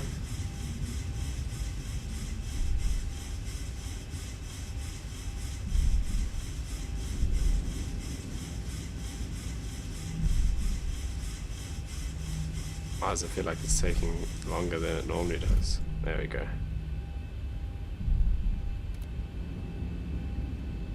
Okay, stabilizer trim for 0 units, or 4.0. Let's start the APU. We're gonna have to start charging. I mean, fair enough.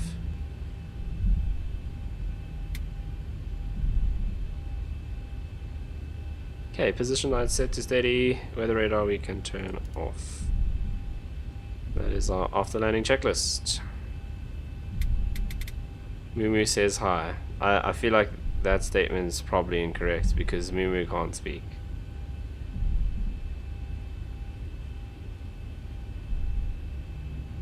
I'll respect Mumu when she resubscribes to the channel.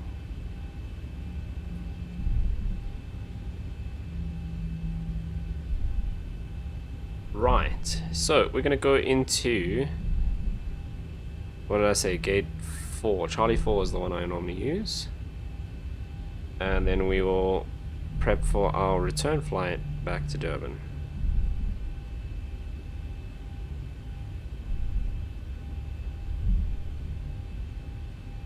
Okay, as we cross the hold shot, we will do strobes on. Not the logo light. Not the logo light. Clear for departure. Enjoy the flight. Okay, so turning on the strobes is the signal to the cabin crew. Well, in this aircraft, it triggers that voice line that we cleared for departure. We are not departing right now. We are just going to cross the runway. And strobes just make you a lot more visible when crossing the runway in case there's another aircraft coming into land and you are crossing the runway, they can see you. Right, crossing the hold shot, we can turn them off. Okay, APU should be stable, which it is.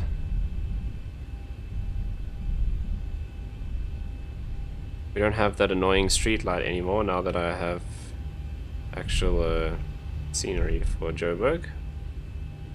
However, the cars do, well, not the cars, the vehicles do tend to run riot. Right. Can turn the taxi lights off and we should start slowing down. There's Charlie 1. We're looking for Charlie 4.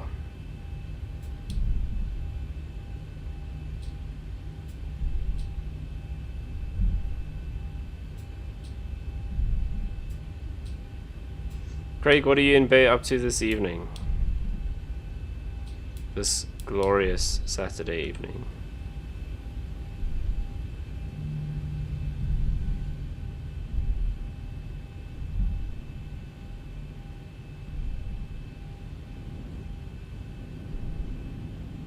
Okay, I'm getting better at those 90-degree turns, he says as he overshoots fairly significantly. Okay, no more than 5 knots coming into the gate. We are at 5 currently. Funny you should ask.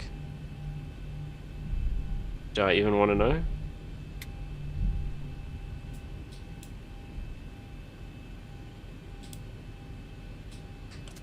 Right, there we are at the gate.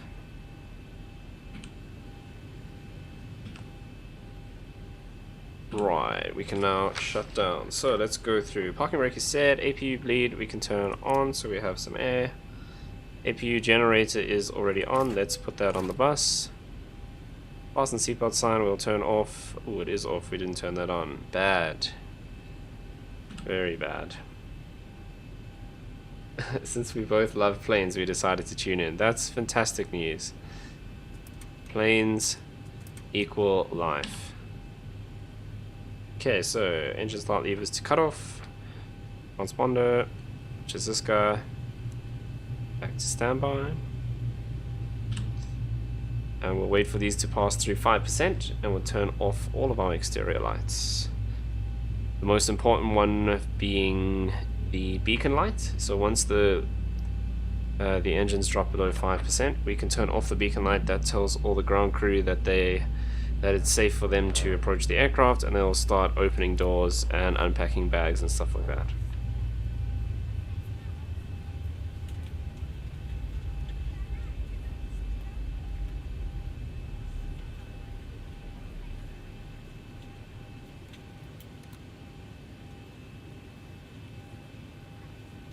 Right.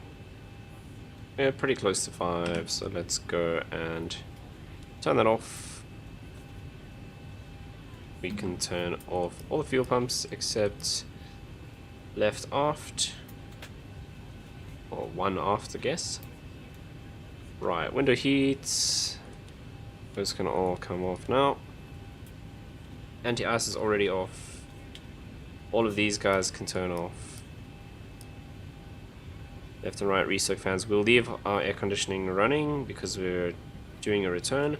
Flight directors will leave on because we're going back. How's Bay and the kitties? All good. She just went to bed because she goes to bed early. And the the cats were all asleep in various positions around the house, because that's pretty much all they do. Right, so flight director stay on, auto brake should be off, which it is. APU, we're leaving that running. And that is pretty much where we are set to set up for the return.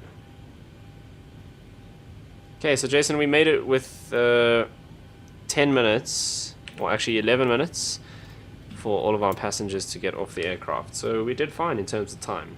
No stress. Even though we had some problems, we still arrived in Joburg with some time to spare. Mind you, 10 minutes for everyone to get off. It's about perfect, I guess. No stress. Right. So what I'm going to do is just prep our briefing for the next flight.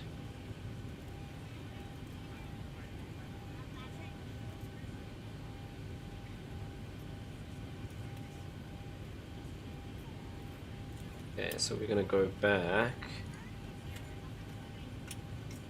to Durban.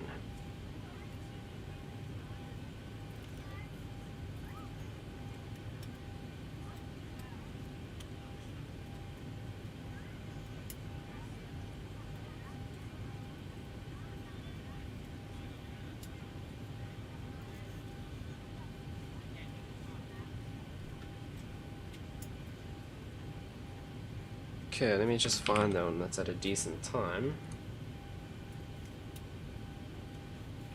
So what's our time in the sim now? 8:01. So this departs at 8:25. That's perfect. Oh, that's actually the return flight for this. Sick. So let's do that. We'll book that flight. And then generate the briefing. How long are you streaming for tonight? Probably, we'll be doing the flight back to Durban, so I'd say another hour and a half or so. And then depending on how tired I am, which is pretty tired, I might stream setting up another flight that I'll leave running overnight. So for Qantas, I need a flight back from somewhere in Japan to Sydney, which I'll let running while I sleep for a bit. So I might stream setting up that flight. We'll see how it goes. But I'm definitely going back to Durban. That's what we're prepping for now. So at least another hour and a half. We'll see how many people are still interested by the time we reach Durban if I set up that Qantas flight as well. Okay, let's generate this briefing.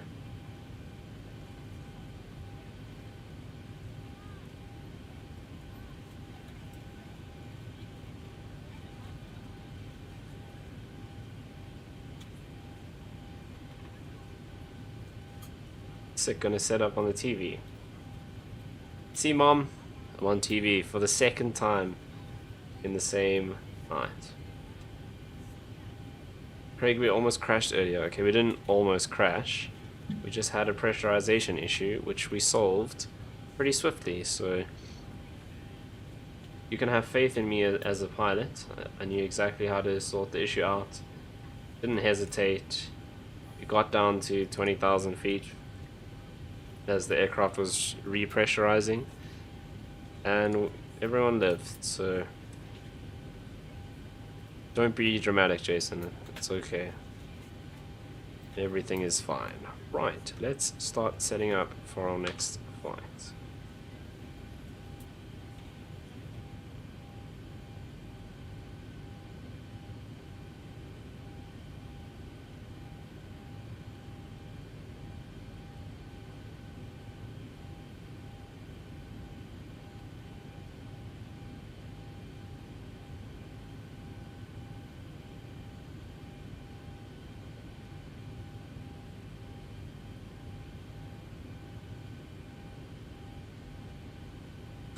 Okay, so we got 145 passengers on this flight back to Durban.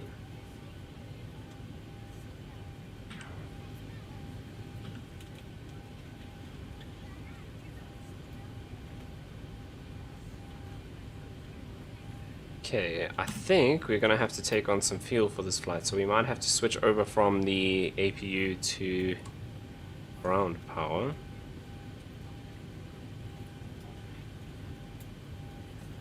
Let's have a look. So we're going... need to scroll down this one. Right, so we need 6,600 kgs of fuel, so we're gonna have to load some up.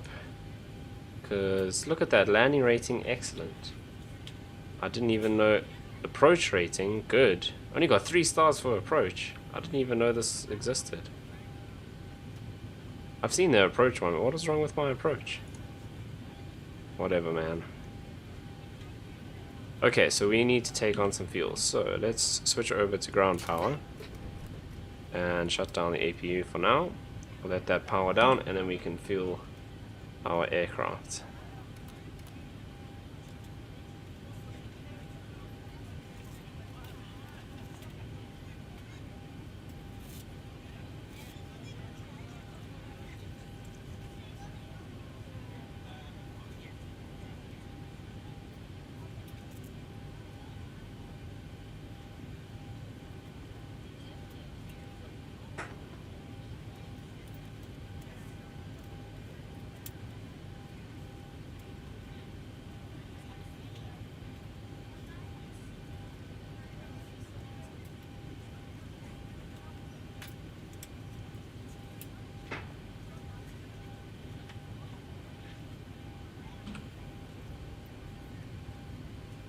Okay, we'll give that some time to power down, but that also means we can turn off the fuel pumps, which is exactly what we want in order to be able to do this. So, while this is happening, we want this guy, not the air start unit. Oh, there's no... no air conditioning unit. Okay, never mind. Well, that doesn't matter then. Let's see if I open this. Okay, so does that trigger the jetway to connect? No.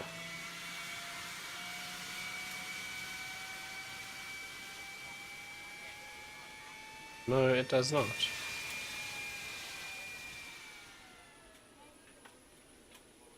That's awkward. Oh well. Let's close that, since we don't need it. Right. Let's start putting in our fuel. So we need 6611. 6611. And we can call... oh, they moved this, I remember. Call fuel truck. Right, then we need to go into payload. And first off, we have 145 packs. Put that in. Then we need to double check our zero fuel weight. So 59.4. And we are currently at 60.1. So let's take out some of this. Let's do this and see how far we go down. 59.6, so we just need a little bit less. Let's actually take some out of the front.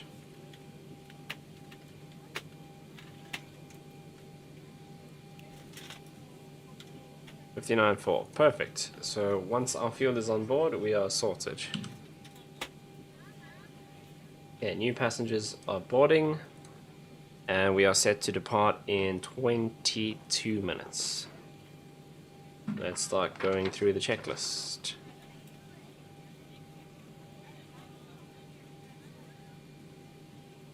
Right, fuel pumps are all off. We can turn on. This needs to... actually, that can stay on because we didn't turn off the IRS switches. Cabin utility and powers on. Emergency exit lights already on, guarded. External lights, we just have the nav lights on for now. Anti-collision lights should be off, which it is. Window heat we'll sort out before we taxi. IRS and position reference. What we do need to do is load up our new airport. So we're at our Tambo. We are gate Charlie 4. Let's go to our route. So we're going to Durban, route 01. That should load up, and it does.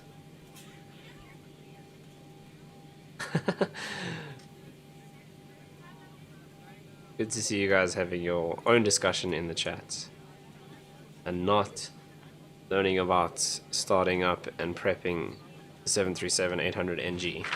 But it's okay.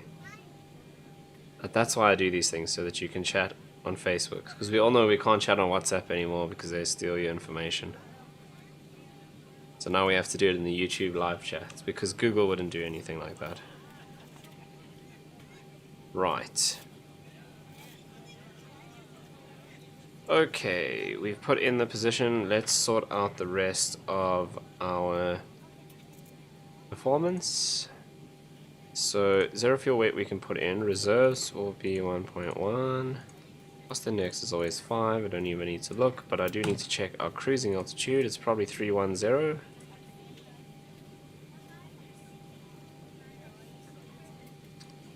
Uh, 290, sure. Really low. Okay, 290 today on the cruise. We can accept that. Let's go ISA 17.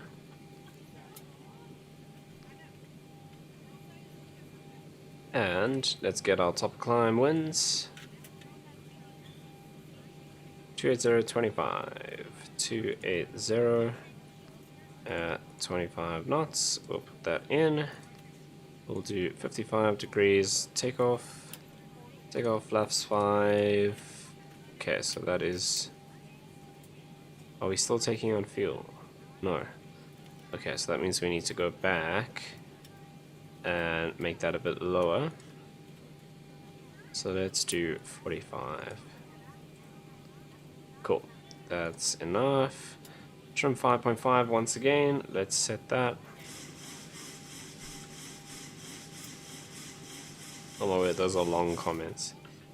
So anyway, before that random dude interrupted our chat, I don't know what I'm supposed to do these kids on Tuesday. Don't scold me, Salt. I'm polishing my rudders as we speak. I am planes. Right. Well, as you were then. Okay, 141 V1. E-rotate. 143 V2. 144. Let's dial this down to 144. I need to go and set off. I need to go and turn off this ridiculous setting. Where was it in here? No. Maybe this? Smart this. Oh, that's kidding me. Right, that's better. Do pilots have their own toilet on the plane? That's actually a good question. On the bigger planes that have an area for the pilots and the cabin crew, yes. On the smaller planes like this, no. So if the pilot really needed the toilet, they would have to go and use this one in the front, which is also for the passengers. So... Oh, didn't go far enough. Oh, this version of the aircraft doesn't have one in the front. Soz, you have to go to the back. So, bigger aircraft will have one in the front. Does this one even have one in the back? Is it? Normally the 737 has one in the front as well. But it all depends on the configuration. Maybe this just has one at the back.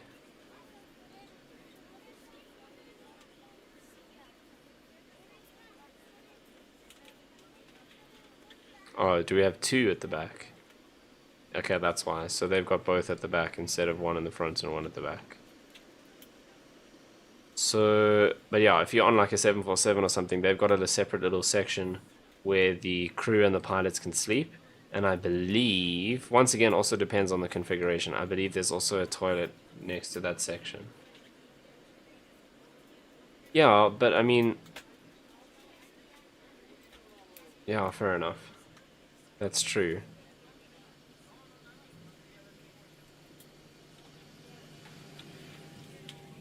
But I mean, it's like when we are doing class, how often do you have to go in the middle of your class? Like if you're flying for 2 hours, not much of an issue. And also, they will probably wait until they're on the ground and then just pop into the terminal quickly and go to the bathroom. Okay, what was I actually doing? Oh yes, setting this up. So flaps 5, that's all done. So 144 on there, that's set. Okay, so departing, let's go and look at our route. 21 right, APDAC 2 Bravo. So departure, 21 right, so the wind's obviously changed. APDAC 2 Hello, Bravo. ladies and gentlemen. I would love to welcome you aboard. And arrival, When you 24 find APMAT 1 please Bravo. be sure to place your larger carry-on Minus items in the 24 overhead bin, APMAT smaller 1 Bravo. items underneath Double the check seat that we in don't front of have you. Unless any you're in the front row, please discontinuities. place all of your items in the overhead bin. Perfect. If Right, you have that's any our trouble route finding sorted. a location for your carry-on items, please let a flight attendant know and we would be happy to assist you. If the overhead bin is It full was after pretty you put average, your carry-on Craig. inside of it, It's a please close the solid bin as a courtesy 6 to out other of 10. passengers. Once all your items are put away, please clear the aisle and sit down in your seat to allow other passengers to find their seats as well. If you are seated in an emergency Right. exit row, please read the exit seating responsibilities in the safety card in the seat Okay, back in probe front heats of will you. turn on before we Please make taxi. sure you are Anti-air willing is not and able to required. perform the actions Currently required. outside it If you are is not 20 able or prefer degrees. not to perform these actions, Engine hydraulic please let a flight pumps. attendant know so you Those can two be can come assisted. on. Now's the time to get out any Trim air last-minute is already text on. messages if you need to, but we ask that Isolation once valve you should be depart the open. gate, put away any laptops or tablets. Left and right Thank you, resoak and fans you're welcome aboard. auto. Engine bleeds both on. APU bleed should be off. Fuel is loaded. Cruise and landing altitudes set. Okay, so cruise altitude 290. And Durban's altitude, we're not going to get there. Let's have a look here. So Lima Echo, and it is 304 feet. So let's dial this all the way down to 300.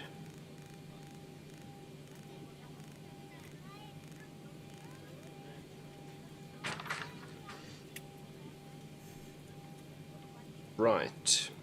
Cruise and landing altitude set. Fasten seatbelts. On.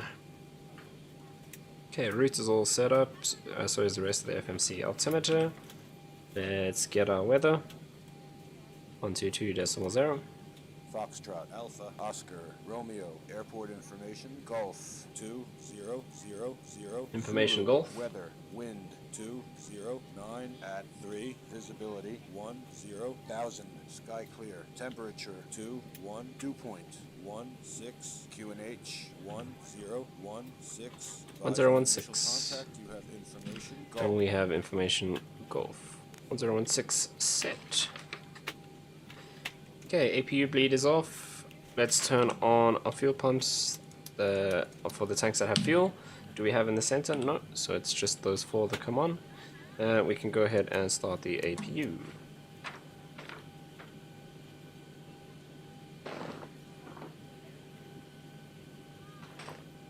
Right, so we'll wait for the APU to power up and then we'll put that on the bus. And then we are ready. As soon as our passengers are on, flight directors are on, all the throttle should be off. It is. V2 is set on the MCP, altitude set to cruise alt, so let's dial this up to 290.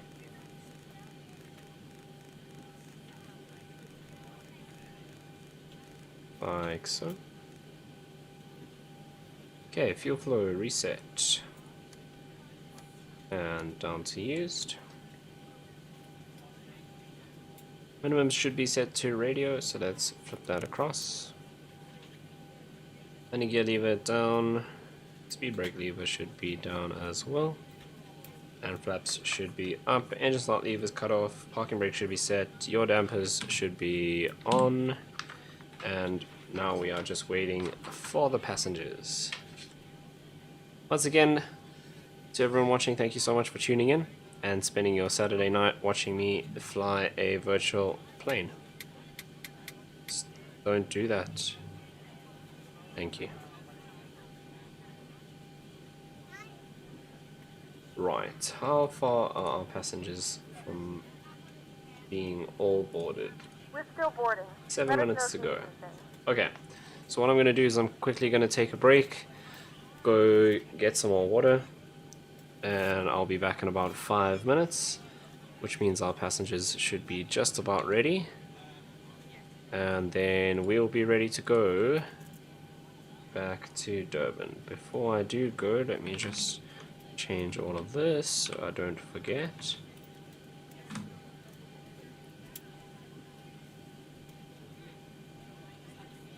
Alright, so I'll see you guys in about 5 minutes.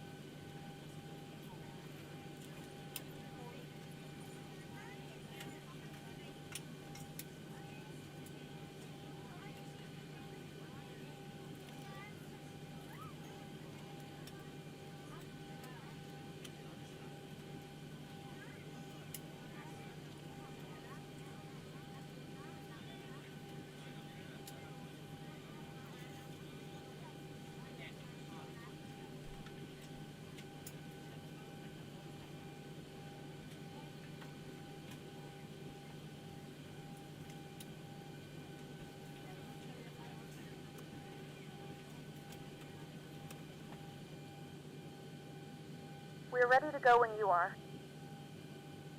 Good morning, ladies and gentlemen, and welcome aboard Flight 247. Our flight time will be roughly 50 minutes. Now that the cabin door is closed, please make sure that all devices are in airplane mode and your large devices are now shut down and stowed. Please fasten your seatbelt and make sure that all tray tables and seat backs are in a full upright and locked position for departure. Cabin crew, prepare cabin for departure.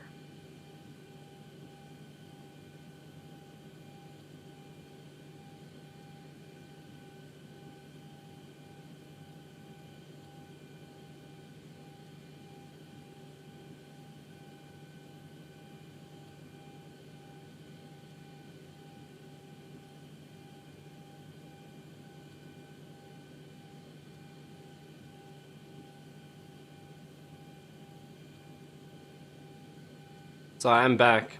I'm just quickly eating a pie.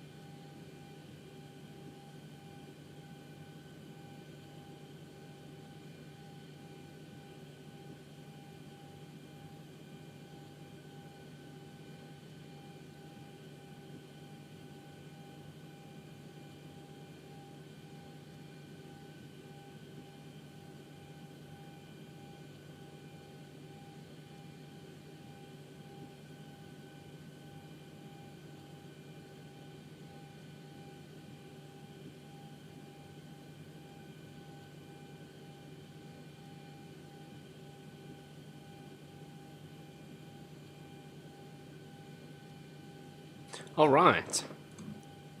We are ready to go. So, let's Hey, sort out Captain, our let me know where you want pushback. this thing.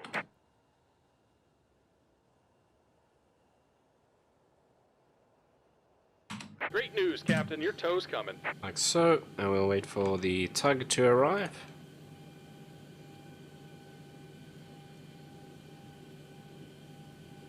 And then we will push back and head back down to Durban.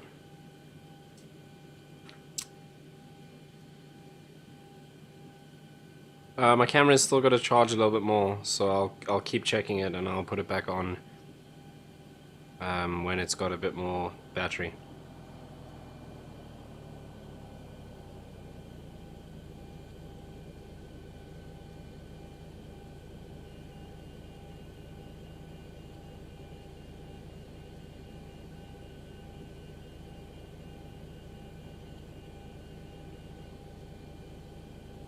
All right. Looks like the doors and hatches are closed and we're ready to connect. As surprising as it may be, it went off because I'm an idiot. I know that's not what anyone expected, but I took out the charging cable. I didn't actually plug it into the camera. Yeah, I don't know, like 3,000 Rand for another battery. And also taking the battery out is a pain. Why did I just do that?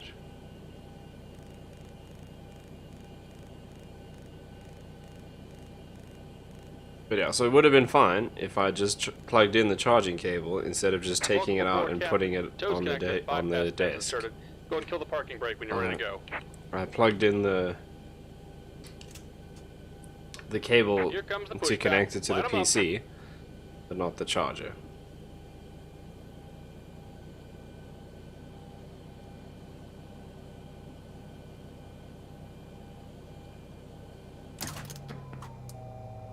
Why did I? Oh no.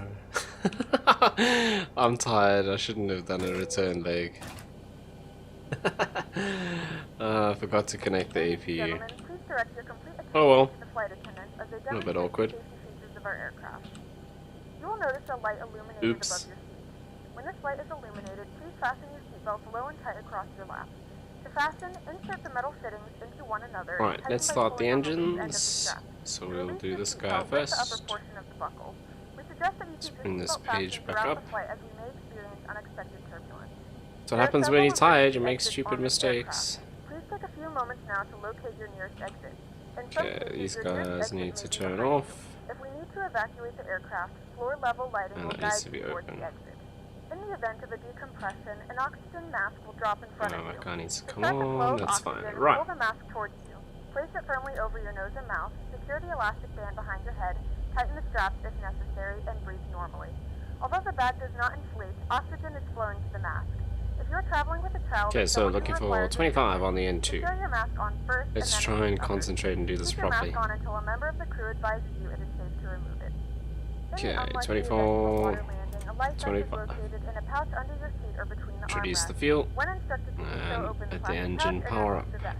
Slip it over your head. Wrap the straps around your waist and buckle at the front. Pull the strap to tight. To inflate the vest, pull firmly on the red cord only when exiting the aircraft. If it doesn't inflate automatically, you may blow Just into the about done mouth here. to Go ahead and trigger set your manual parking brake. These vests is equipped with a whistle Okay, and a so light. we'll set the This brake. restriction can be used as a secondary flotation device. And we're disconnecting the tow. Give me just a moment. Okay, there's our engine cutout. So let's do engine 1. Must be in airplane mode and your larger devices must be turned off and stowed at this time. Please securely stow your personal items. Make sure your seatbelts are fastened and seat backs and tray tables are in their full upright position. We remind you that this is a non-smoking flight. Tampering with, disabling, or destroying the smoke detectors located Once again, in the looking for laboratory is 25. prohibited by law. All of this information and more Let's can be found in the disconnect. safety card located in the seat back in front of you. We suggest Okay, reading there's this and letting your cabin 25. member know So if you in have any comes the questions. fuel. Thank you for flying with us again, and we hope you enjoy your flight. Right, let's go and reset this guy.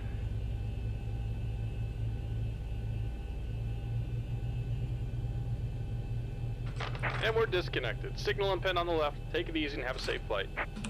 Right, let's turn this guy on and all of these. Right, there's our starter 2 cutout, so we'll go flaps 5 for takeoff. 1, 2, and 5. Okay, that also should have been on. Making mistakes. Wait for him to give us the signal. Then we can turn on taxi lights. We can turn... we'll put our engines on the bus. This guy can come on. These guys to auto. Auto there. Off. And off. Okay, probe heats on, anti-ice not required, left and right packs auto, isolation valve auto, APU bleed is off, APU is off, flaps set for takeoff, taxi lights on, runway turn off lights are both on. Right, let's taxi out to the runway, and we'll set ourselves up for takeoff as we do that.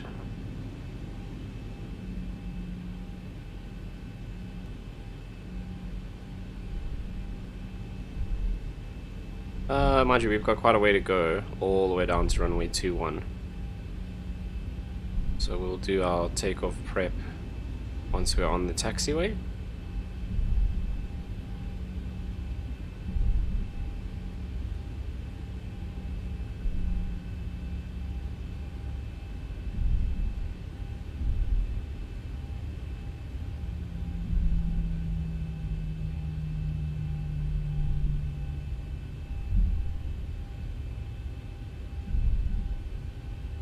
Right, so we are going to take a left here on Alpha, and we'll go Alpha all the way down to the Cat 1 holding point for runway 21 right.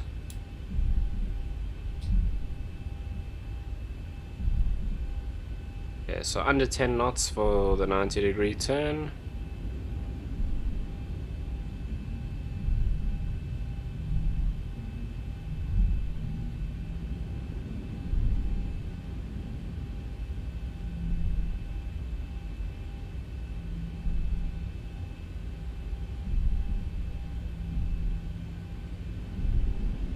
Okay, and we'll pick up the speed down this taxiway because we've got to go all the way down to the end on the same Alpha taxiway. So let's pick it up to about 25 knots.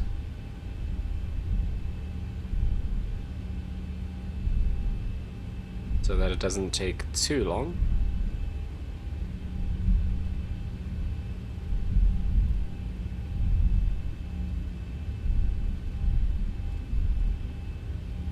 Okay, there's 25, so we'll back off on the throttles a bit. Okay, let's start prepping for our takeoff. So engine start switches to continuous. Auto brake, RTO, flaps, 5, green light. And is there anything else we need to check?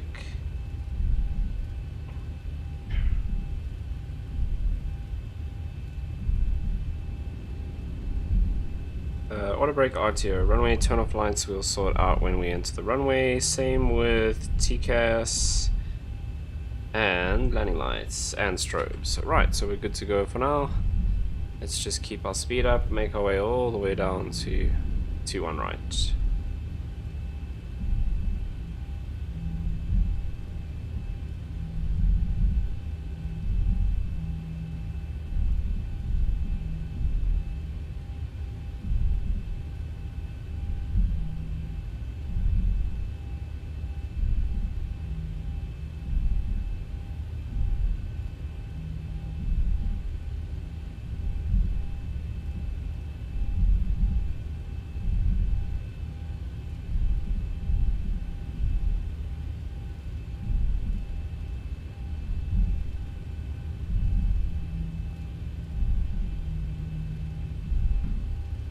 Why did I just lose my flight director?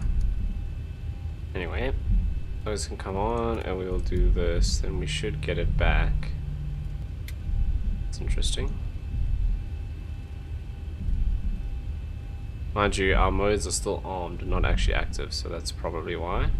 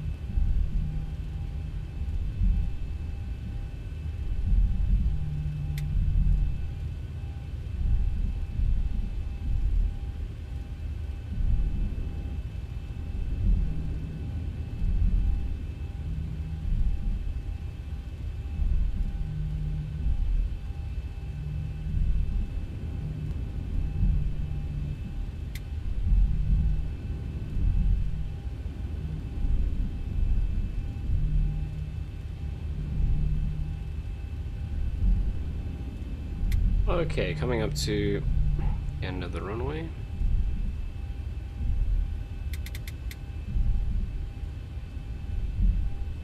We'll start slowing down.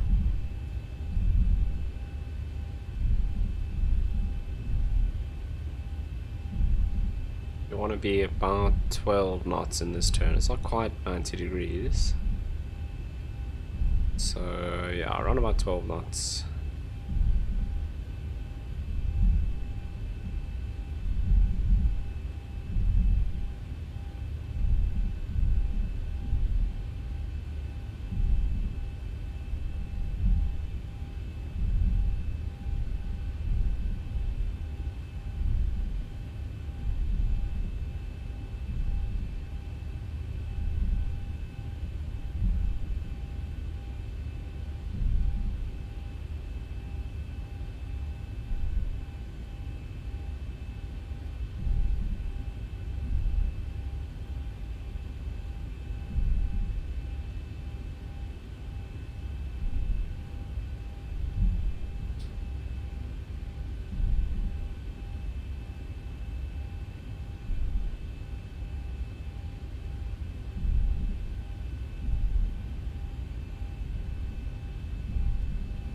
Right, so we're about to cross holding point, so let's turn on the strobes.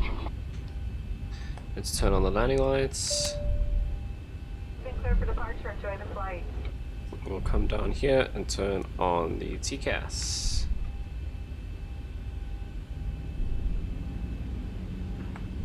Okay, runway turn off lights we do not need anymore. Let's make our turn.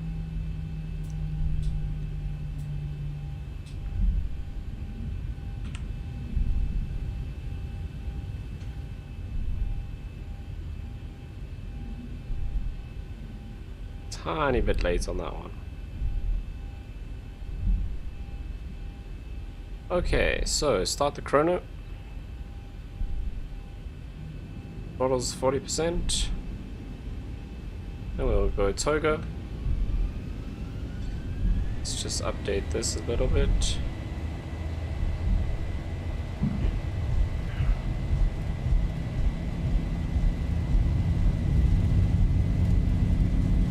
Airspeed is alive.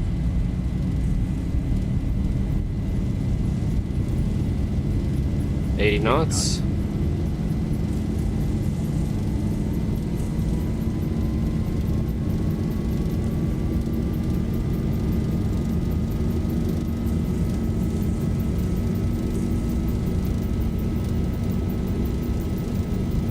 P1 rotates. Rotate. Positive rate. Okay, positive rate, gear up.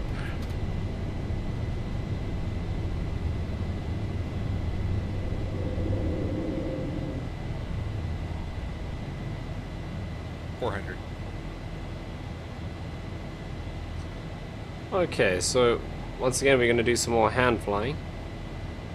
Probably all the way up to 10,000 feet. And we're just going to follow the flight directors. 1,000.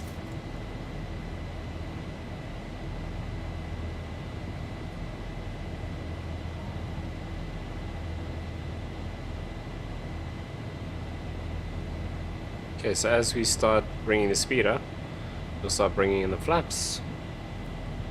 We can go flaps 2. And flaps 1.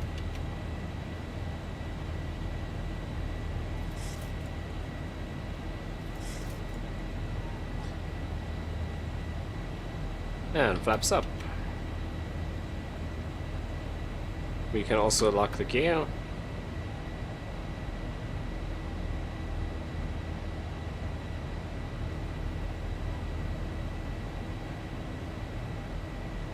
And in a moment we'll start our left-hand turn.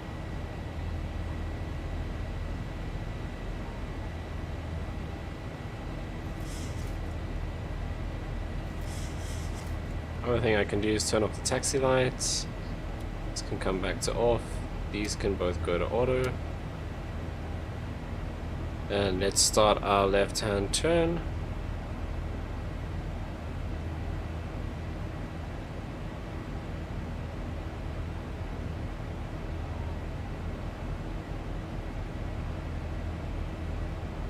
Can also set standard over here.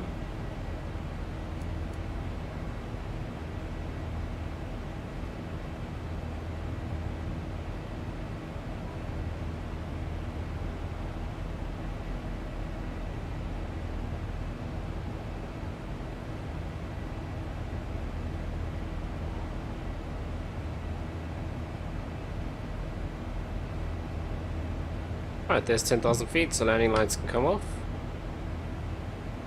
And we'll straighten out here, and then we'll switch over to the autopilot. Or maybe let's hand fly it a bit more. It's more interesting. Bring the nose down so we can increase the speed. And let's just get back on that flight director.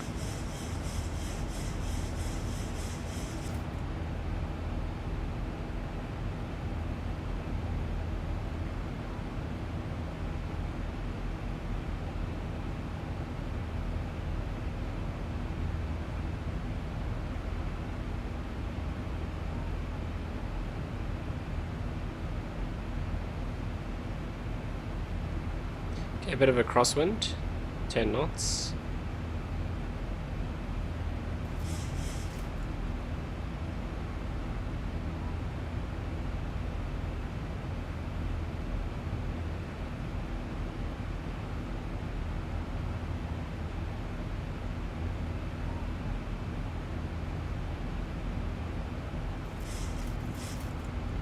Okay, now that we're a little bit more stable, let's bring in the autopilot. And we'll run through our after takeoff checklist.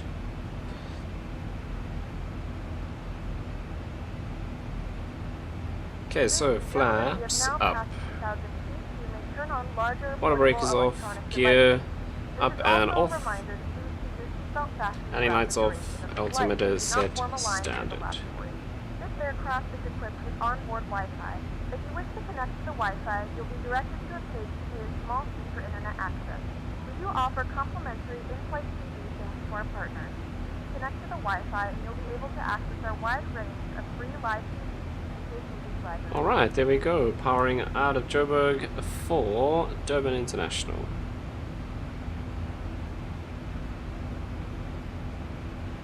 Probably shouldn't call it Durban International. King Shark International. Because Durban International is technically the old Durban airport, which is now just a storage area. At this time, you may use your free portable electronic devices to do memory and self-testing. Stay in the on position until we land in Los Angeles. Also, folks, while that seatbelt sign is on, you must remain in your seat with your seatbelt securely fastened until the captain feels it safe and turns it off. Okay, seatbelt sign can come off, which we've just done.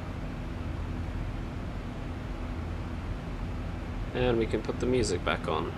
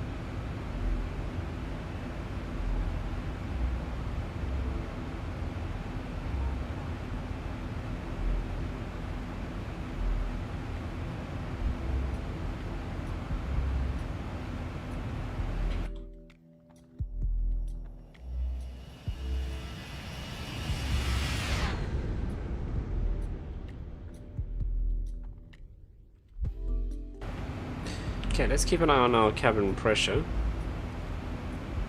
It's already up to 5. What are we at? 15,000 feet? 21,000 feet already, jeez, okay, climbing like a rocket. So this is where it started giving us a warning last time. Was when it reached, it was actually a little bit more above 5, when we got to about 26,000 feet.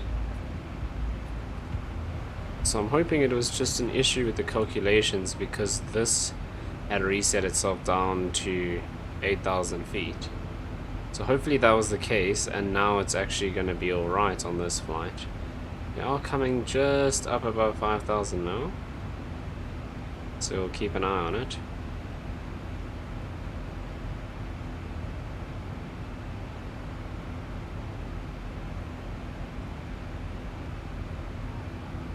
Oh, picking up a bit of rain.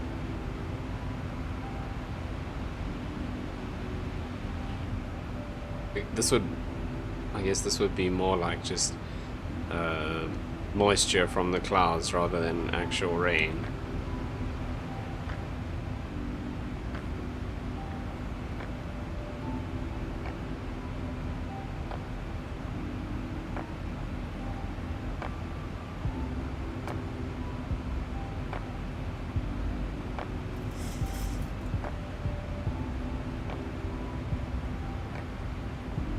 coming up to 24,500 feet.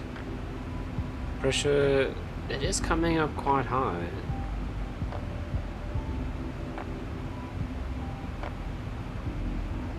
Okay, packs are all auto, isolation valve auto, resoak fans on auto. So we are pressurized correctly. We're going up to 29.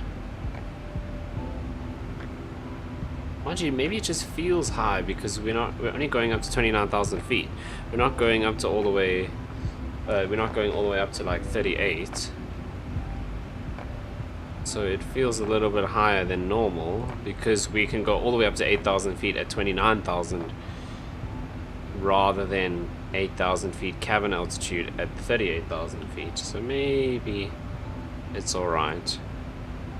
Now, my understanding in real life, you wouldn't use the windscreen wiper at this speed.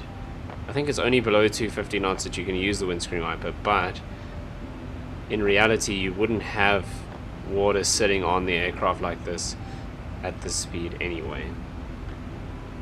And with the speed of the air, it just kind of blows off.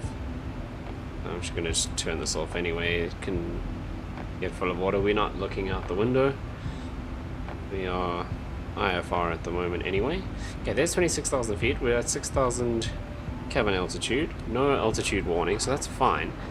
That was what I found really strange, was the second time when we got a cabin alt warning at 6,000 feet, when it should only go off if it goes above 8. So it looks like we're going to be okay on this flight.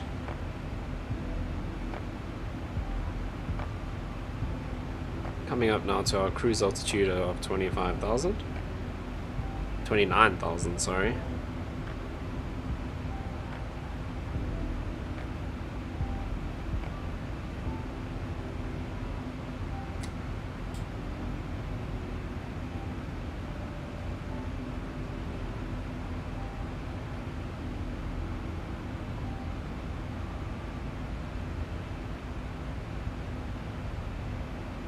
Okay, just passing to 28.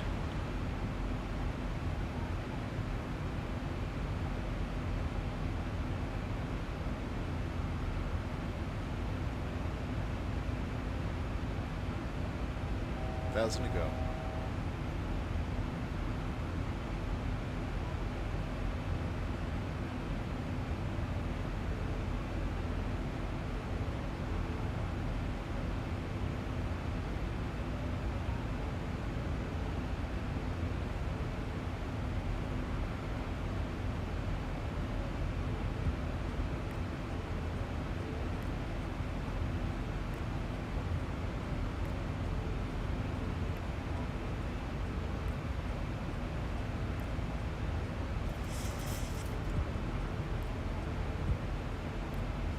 Okay, so there we are at our cruise altitude, still picking up moisture up here in the clouds. How long do we have to go to top of descent? 9:07. So what's that, 13 minutes? 12 minutes? 12 minutes.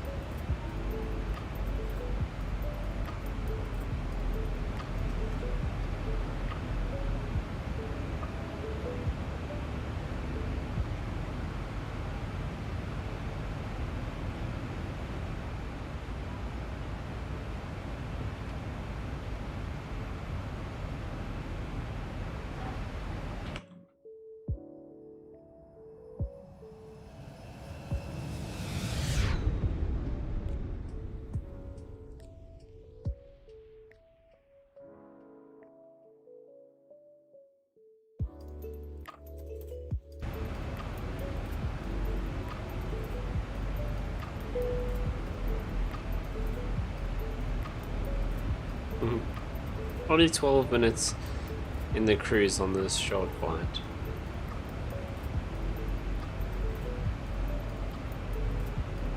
Just enough time to kind of get everyone's snacks and drinks before we start our descent again.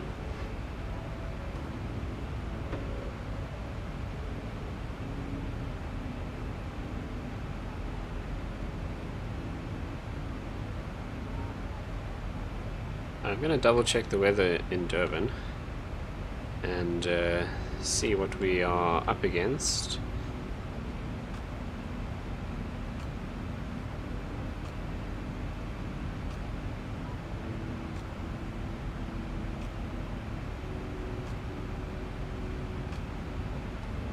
Just looking at the map, there's a whole band of storms out to our left-hand side now, so we're kind of just skirting around the edge of this big storm system that stretches all the way up into Zim, into Botswana, and all the way around the top of Namibia. We're kind of just on the edge, so we're going to be going into clouds in Durban, but no thunderstorms by the looks of it. So conditions in Durban: overcast at 4,500 feet, so that layer seems to be lifting, because when we took off earlier it was overcast 3,500 feet. QNH 1009 broken at 4,000. No precipitation reported though, so it does seem to be clearing up from when we were there earlier. But nothing to stress about at this stage.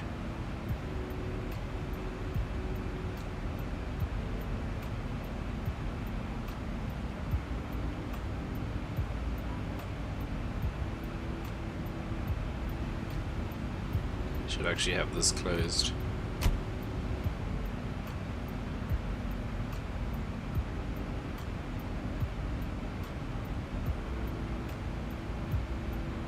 Right, since we only have about 10 minutes or so before our descent, let's go and do our planning. So AppMat 1 Bravo, we're doing ILS 24. Let's go into the charts. AppMat 1 Bravo. Okay, also pretty straightforward as all the procedures are around Durban. So we come in above 6,500 at AppMat, 171 degrees, and turn on to final. That's pretty much it, and we need to be above 4,000. Speed restrictions: AppMat 250, this guy here 210, which normally is programmed into the procedure. Below 210, that's perfect. And then 180 until 10 DME. And then 150 passing 4 DME, so that we'll have to do manually. Let's go to the ILS 24. So we've got Yankee and Zulu. I think we're doing Yankee. ILS Yankee, alright? So ILS Yankee 24. Okay, so we're going to intercept at 3,000 feet. And our minimums, Cat 1 Charlie, so 1188, we'll dial in. Let's go to Barrow, and we're going to scroll this all. Let's actually just reset it and scroll it up. So 1188 I set.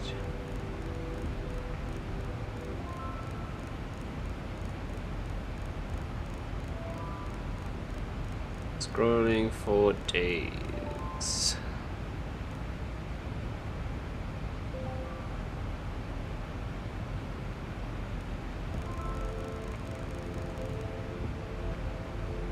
Okay, so we're looking for 1188, like so.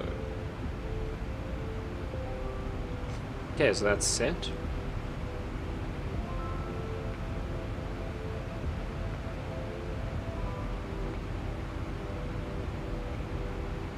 Be careful of the toll lights, that's normal.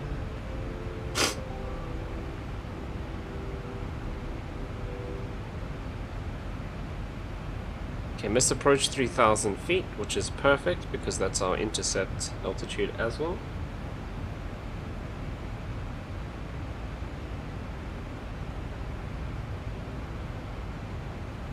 Okay, let's look at the aerodrome.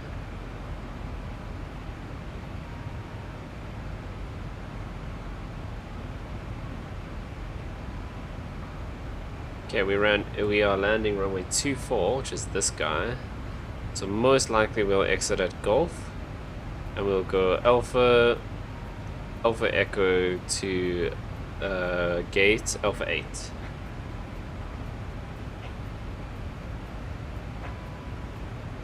Right, so that is our approach and arrival.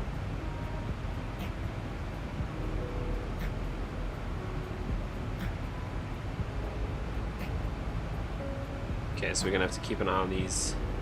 Once we're on the localizer, we'll have to worry about speeds because the rest is programmed into the arrival.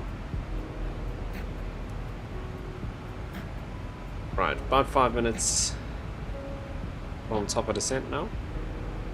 9:08. 6 minutes.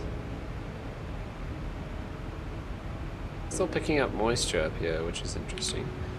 It is pretty cloudy. This is the very edge of that cell, like I said.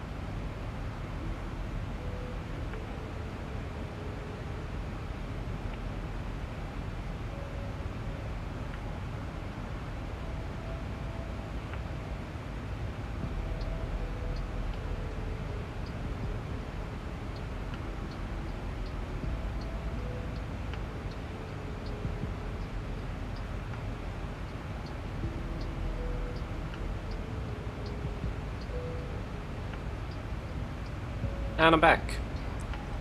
So my camera should hopefully last until the end of the stream now.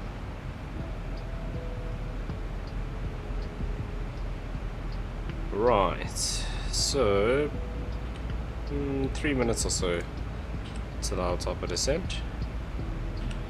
Let's go and put in 3,000 feet because that's what we're gonna descend down to. Just want to double check here. So AppMat below 250 knots and above 6,500 feet. And then 03 we're below 210. Okay, so that's already programmed in. So our aircraft should take care of that for us.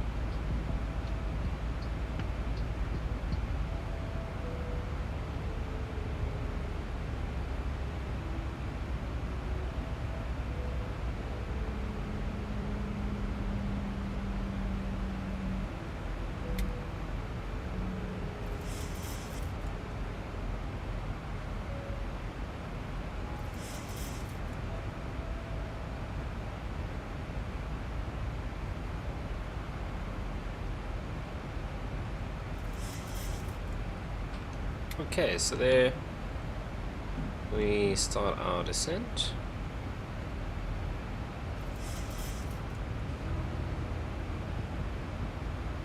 Well, we start slowing down in preparation for our descent because we want to be at 250 knots by AppMat. So we slowed down 254 just before we start our descent.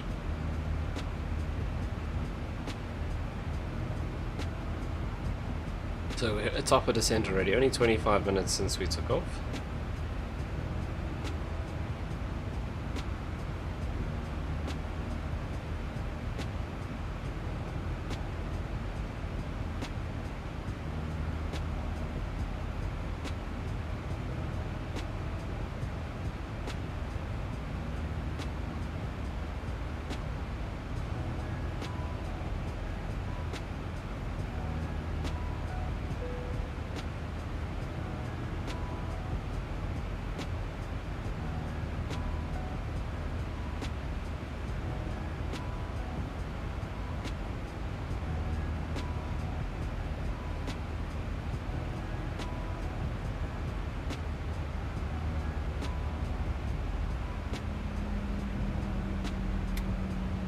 Right, there we go.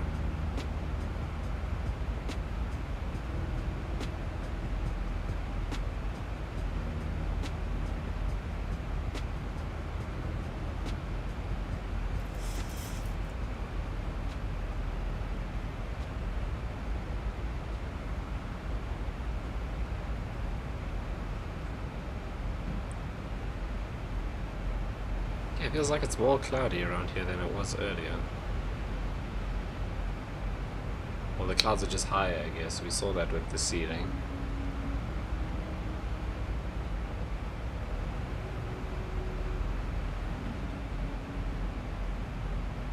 Right, so here we start our descent down to 3,000 feet. Okay, let's prep our weather for Durban. So 1009 is our QNH, so we'll dial that in preparation. Okay, start switches, continuous. Once we pass 15,000 feet, we'll turn on the seatbelt signs. And then 10,000 feet, we'll turn on the landing lights. We should set up our frequencies for the ILS. So we can actually get that here. I'm going to do flaps 30 and it's 109.70 243.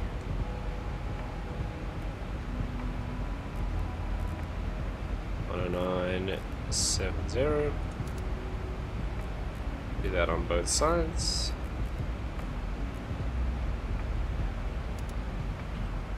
And it is 243.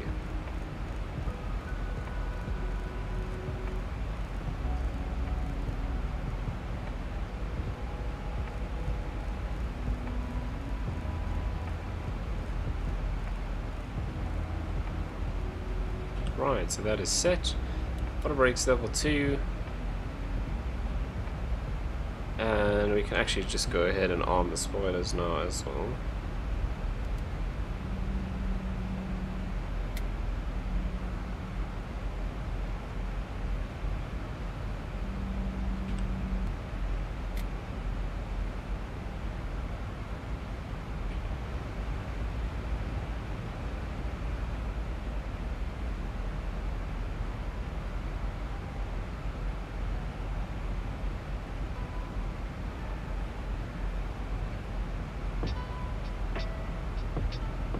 Yeah, just coming through 24,000 feet.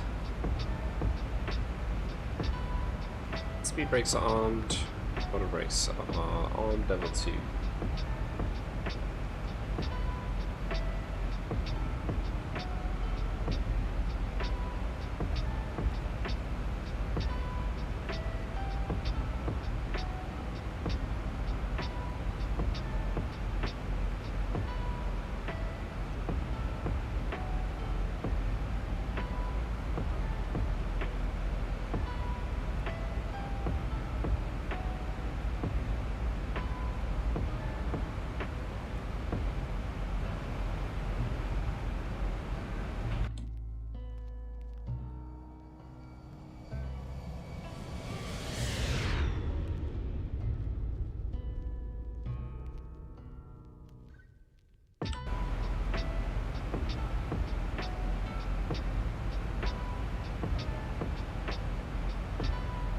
Okay, we're right on our descent path, which is fantastic.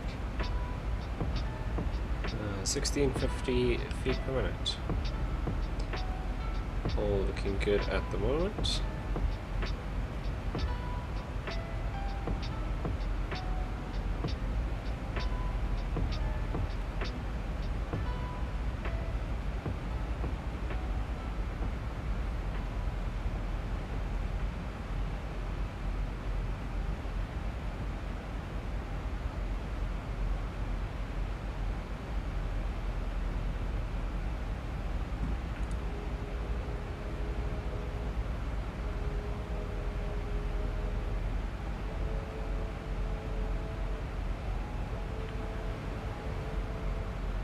Since we're about to go into the clouds, I'm going to turn on the seatbelt signs now already.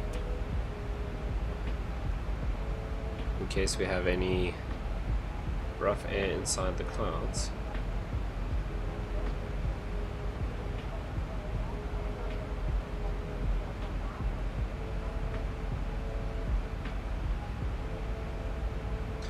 Okay, let's look at our progress. So expecting 4.5 tons of fuel in Durban, and we'll be there 9:32. About 20 minutes to go. Our passengers are expecting to arrive in 9 minutes, so we are a little behind schedule somehow. Let us go ahead and let them know that we're going to be about 10 minutes late.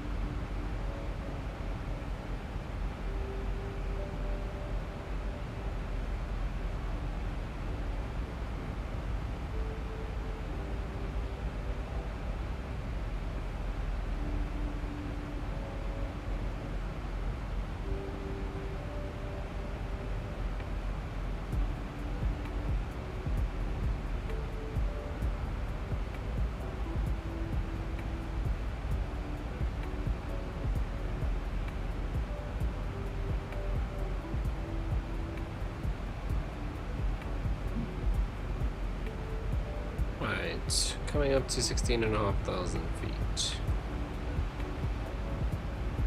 Should be entering the clouds in 3 or 4 minutes. Just double check the temperature. We're still +5.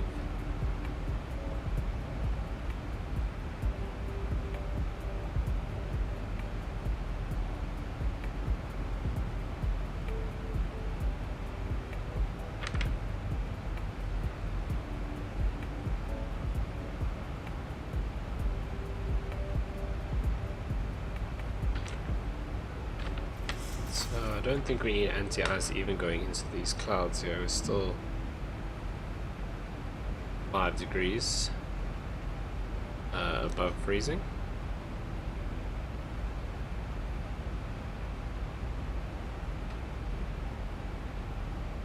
Okay, so next speed restriction is to cross that LE03 or 003 at 2. I think it's, yeah, below 210. I'm back, boys. Crack open another. I've got another water. It's cracked open and it's glorious. It is hot as hell here. In my room currently, 29.6 degrees. Loving it.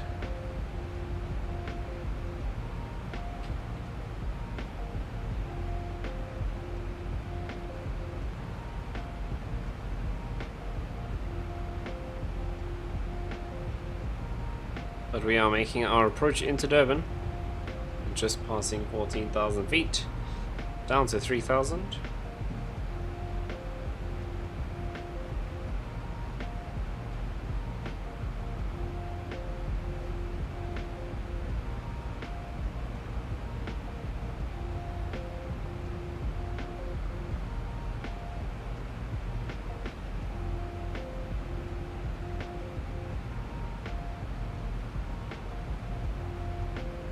Nestled amongst the zoo, dying of the heat as well. Yeah, no, it's rough.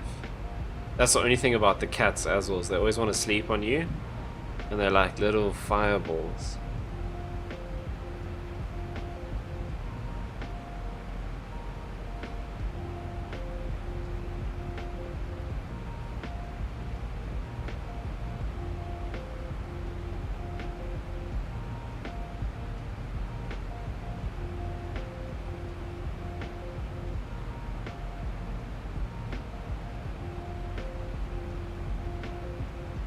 Right, so coming up to that deceleration point where we will start slowing down to make that 210 knot speed restriction at LE03. Let's double check.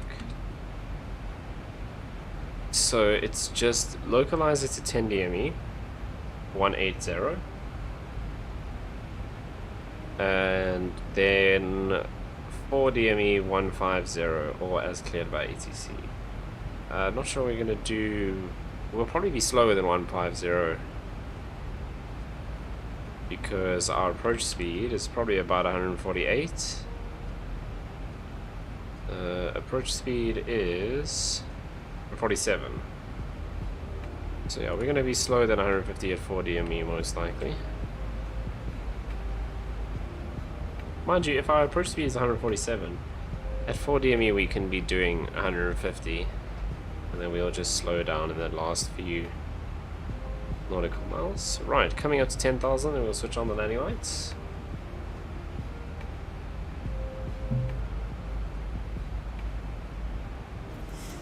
Okay, is there anything else we need to do? Seatbelt signs are on, landing lights will come on at 10,000 feet.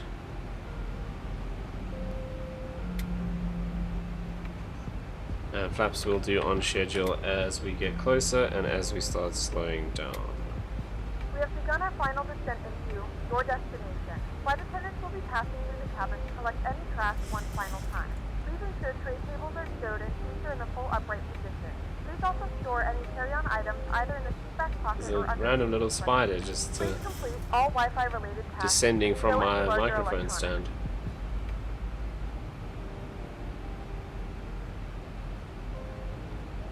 Bring the speed brakes out a bit, help us slow down here to meet that speed restriction. And we're almost crossing 10,000, so that's good. Landing lights on.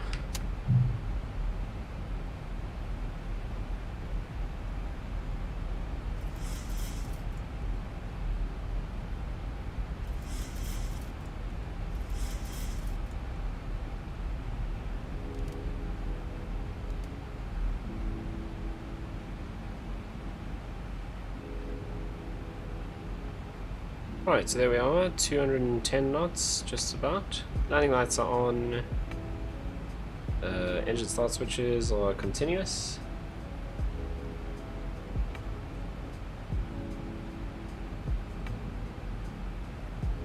Alright, what's our restrictions?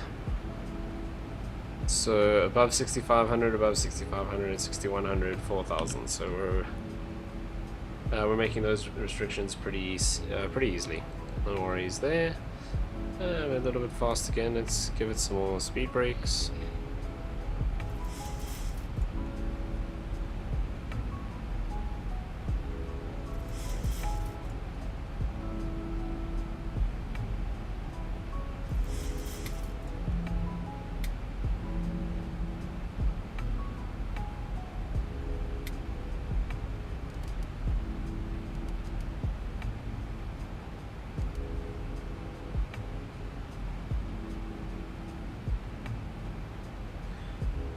Right, so coming up to 4,500, we'll enter this overcast layer. Which looks like it goes up to about maybe 6,500, 7,000. I mean, we're almost touching that already, maybe even 8. By the way, you don't work on my TV, why not? What happens?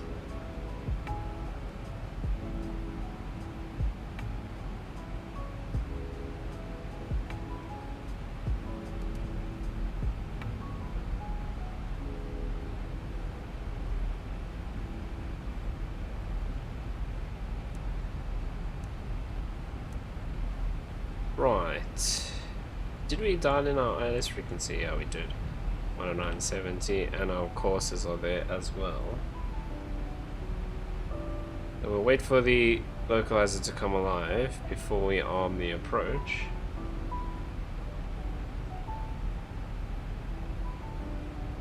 And into the clouds we go.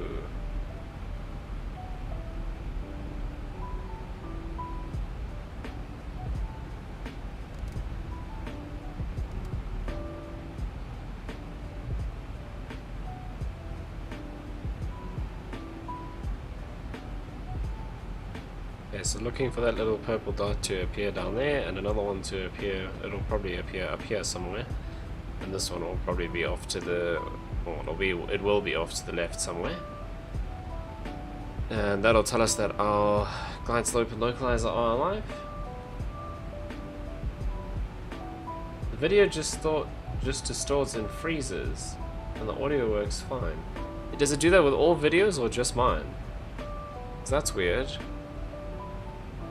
I mean, I don't know how I could do anything different to stream for a TV than a... I mean, if it's over YouTube and it's working on other devices, it should work fine on the TV. That's weird. But I'll do some research into that and see what I can find, because that's interesting. I've never seen that before.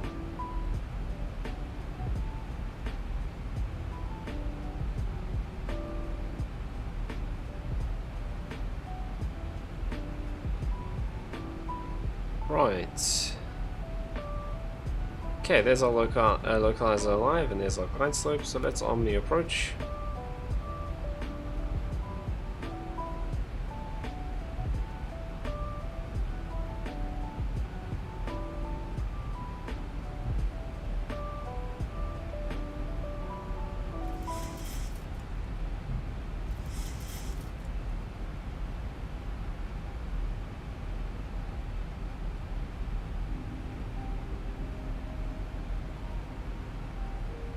Okay, so 150 knots, sorry, 180 knots until 10 DME. I think my YouTube app on the Android box doesn't like live streams. That's possible.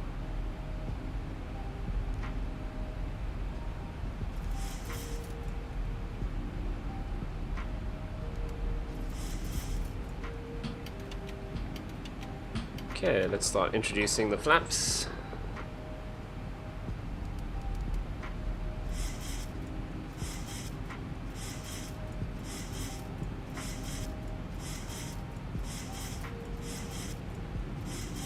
Yes, we're flaps 5 now. We're still coming up to the glide slope, so no stress. And we're out of the clouds, 4,800 feet.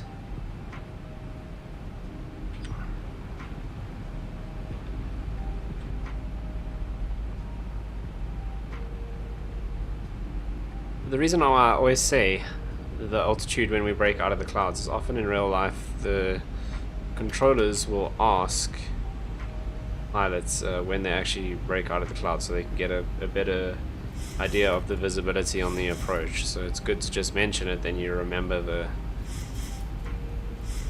altitude that you came out of the clouds and you were visual again. Okay, so DME, we're at 13.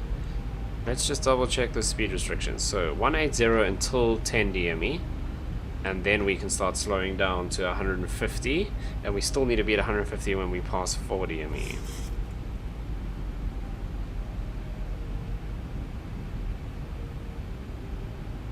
Okay, we're at 12 DME currently. 1,000 to I go. haven't put the gear out because we're still below the glide slope. So just before we enter the glide slope, I'll put the gear down.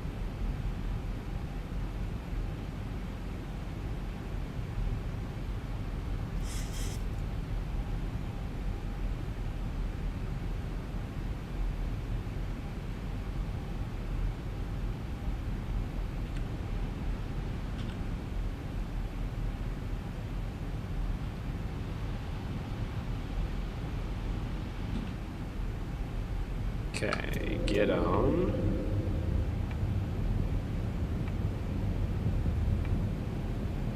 Okay, so we're below 10 DME, so let's go down to 50 knots, to 150 knots. And we can also turn on our lights since the gear is down now. Let's give it some more flaps. So we're flaps 15 now. Flaps 25.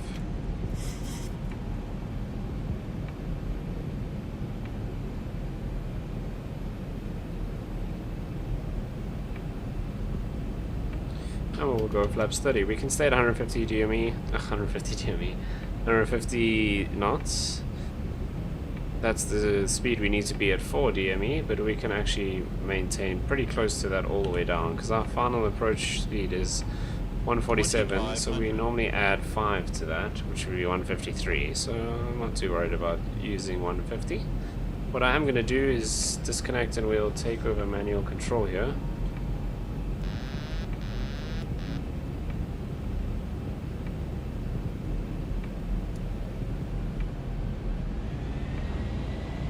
That's not what I wanted. Oops.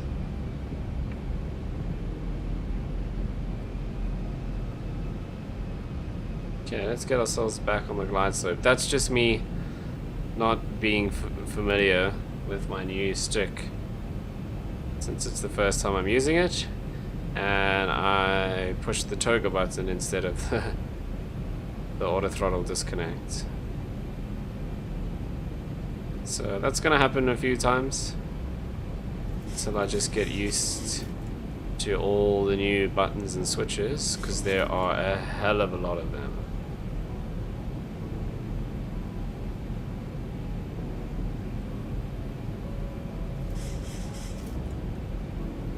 Right, let's get ourselves back on the glide slope, which is around there.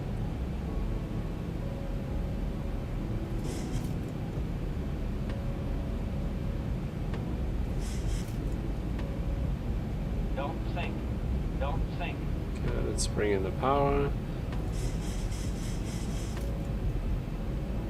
Okay, now we're descending a little fast. That's where the don't sink is coming from.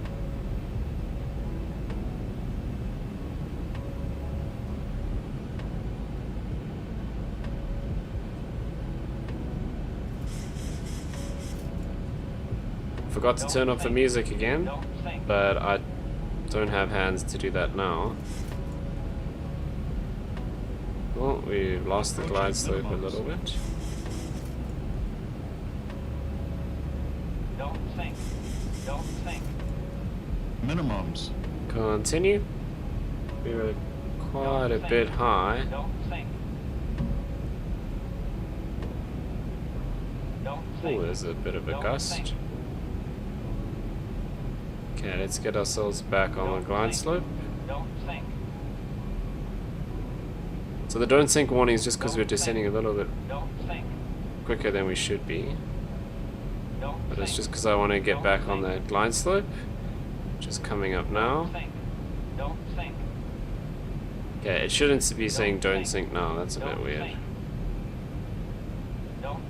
Okay, we are back on the glide slope nicely.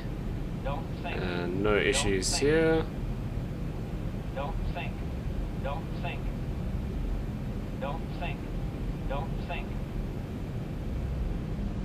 Why is my radar not announcing? Okay, reverse, green.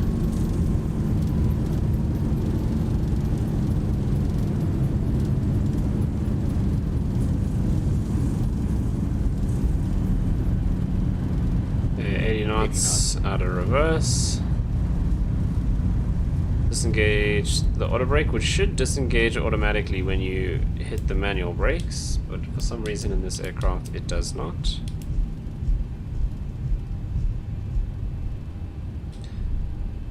Okay, so these high-speed taxiways we can take We have reached our destination. The local time is even above 20, a.m. 25 and it's currently knots. about 23 degrees Celsius. You can now use your mobile devices. Right, here we are Aircraft has come to a complete stop at and the seatbelt Durban sign King is Sharker. turned So off. let's go, landing Remember to lights use off. caution when opening We'll bring the overhead flaps bins, up. as items may have shifted during the flight. If this is your final destination, we thank you for flying with us. Make sure the If you're spoilers are making a retracted. connection, we encourage you to check your itinerary to ensure a smooth continuation of your journey. And we can taxi into the gate. Thank you so much for tuning in, Callum. Much appreciated. That was a bit all over the place today. New hardware and my camera dying. But yeah, I appreciate you watching as always. And I will definitely be streaming again tomorrow. So tune in if you're keen to see some more. All the best for your weekend.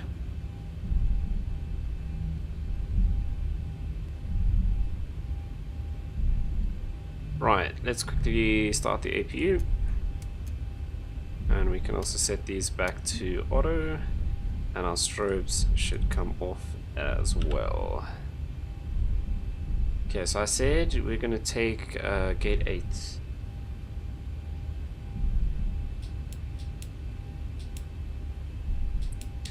Let's slow down, 10 knots for this turn. Awesome, Callum. Look forward to seeing you there.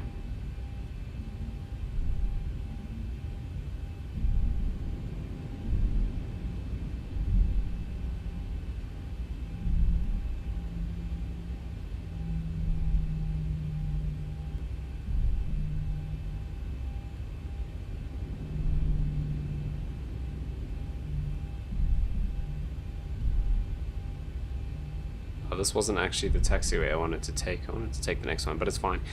We'll come in here and then we can go all the way down past gate... I think it's 14 is the one all the way down on the end here. 17? I think it's 14. We'll see when we go past. What's this first one?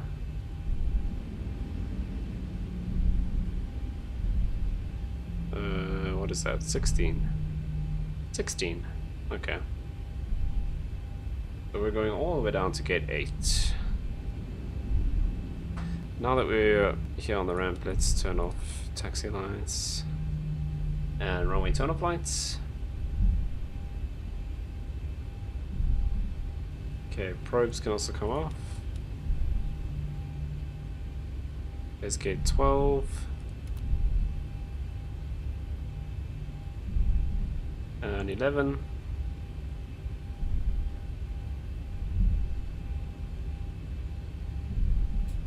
Okay, we're quite fast now, 15 knots.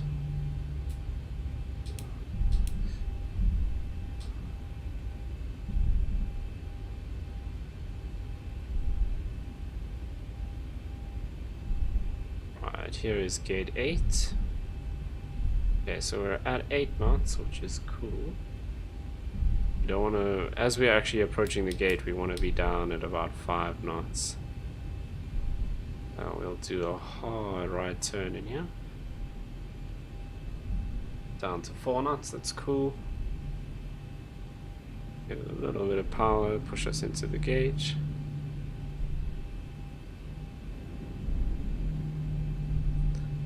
At 5 knots, that's perfect.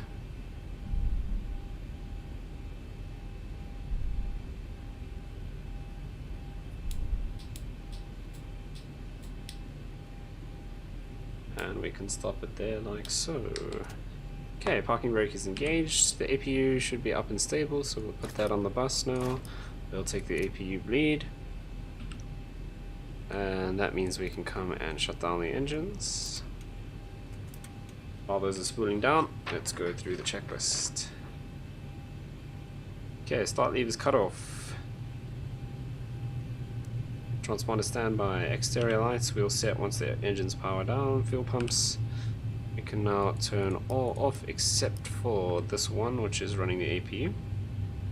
Window heats all off. Anti-ice is already off. All of these guys can come off. Because of COVID, we leave all of this running. Normally you'd shut this down, but we leave this running to keep ventilation as much as possible. So, flight directors can come off. And our engines are now down to 6. We'll give that a little bit more time to spool down before we switch off the lights. Water brake is already off. APU will shut down in a bit. Let's pop on to the ground power. And that means we can shut down the APU. And double check the engines, they're down below 5. So let's turn off the exterior lights. Right, since we're going to be shutting it down here for tonight, let's turn off the cabin utilities and the passenger entertainment. Emergency exit can go to off, which is that one there. PACX, we'll leave those running while the engines, while the passengers are leaving the aircraft. Those will come off. Fuel damper should be off. Engine start switches to auto, which they are already. Trim air off. Ground power we'll leave until all the passengers are off. Standby power we can turn off. And the battery will just leave that on until everyone is off the aircraft. Right, so we'll give the passengers time to disembark. But once again, welcome to back to Durban King Sharker. This is the same gate that we started at 3.5 hours ago. But yeah, that brings us to the end of this live stream. My camera made it to the end for round 2. But once again, thank you so much to everyone who tuned in. And if you are keen, I will be streaming again tomorrow. Please join in if you want to get notifications. All you have to do is click on the little notification bell. And if you're not already, hit the subscribe button. It helps me out a lot. And it means I can keep doing this more often. Once again, thank you so much for watching. Before I say goodbye, remember to queue up the outro. Right, there we go. Thank you so much, guys. Have a fantastic weekend. And I will see you again tomorrow. Bye-bye.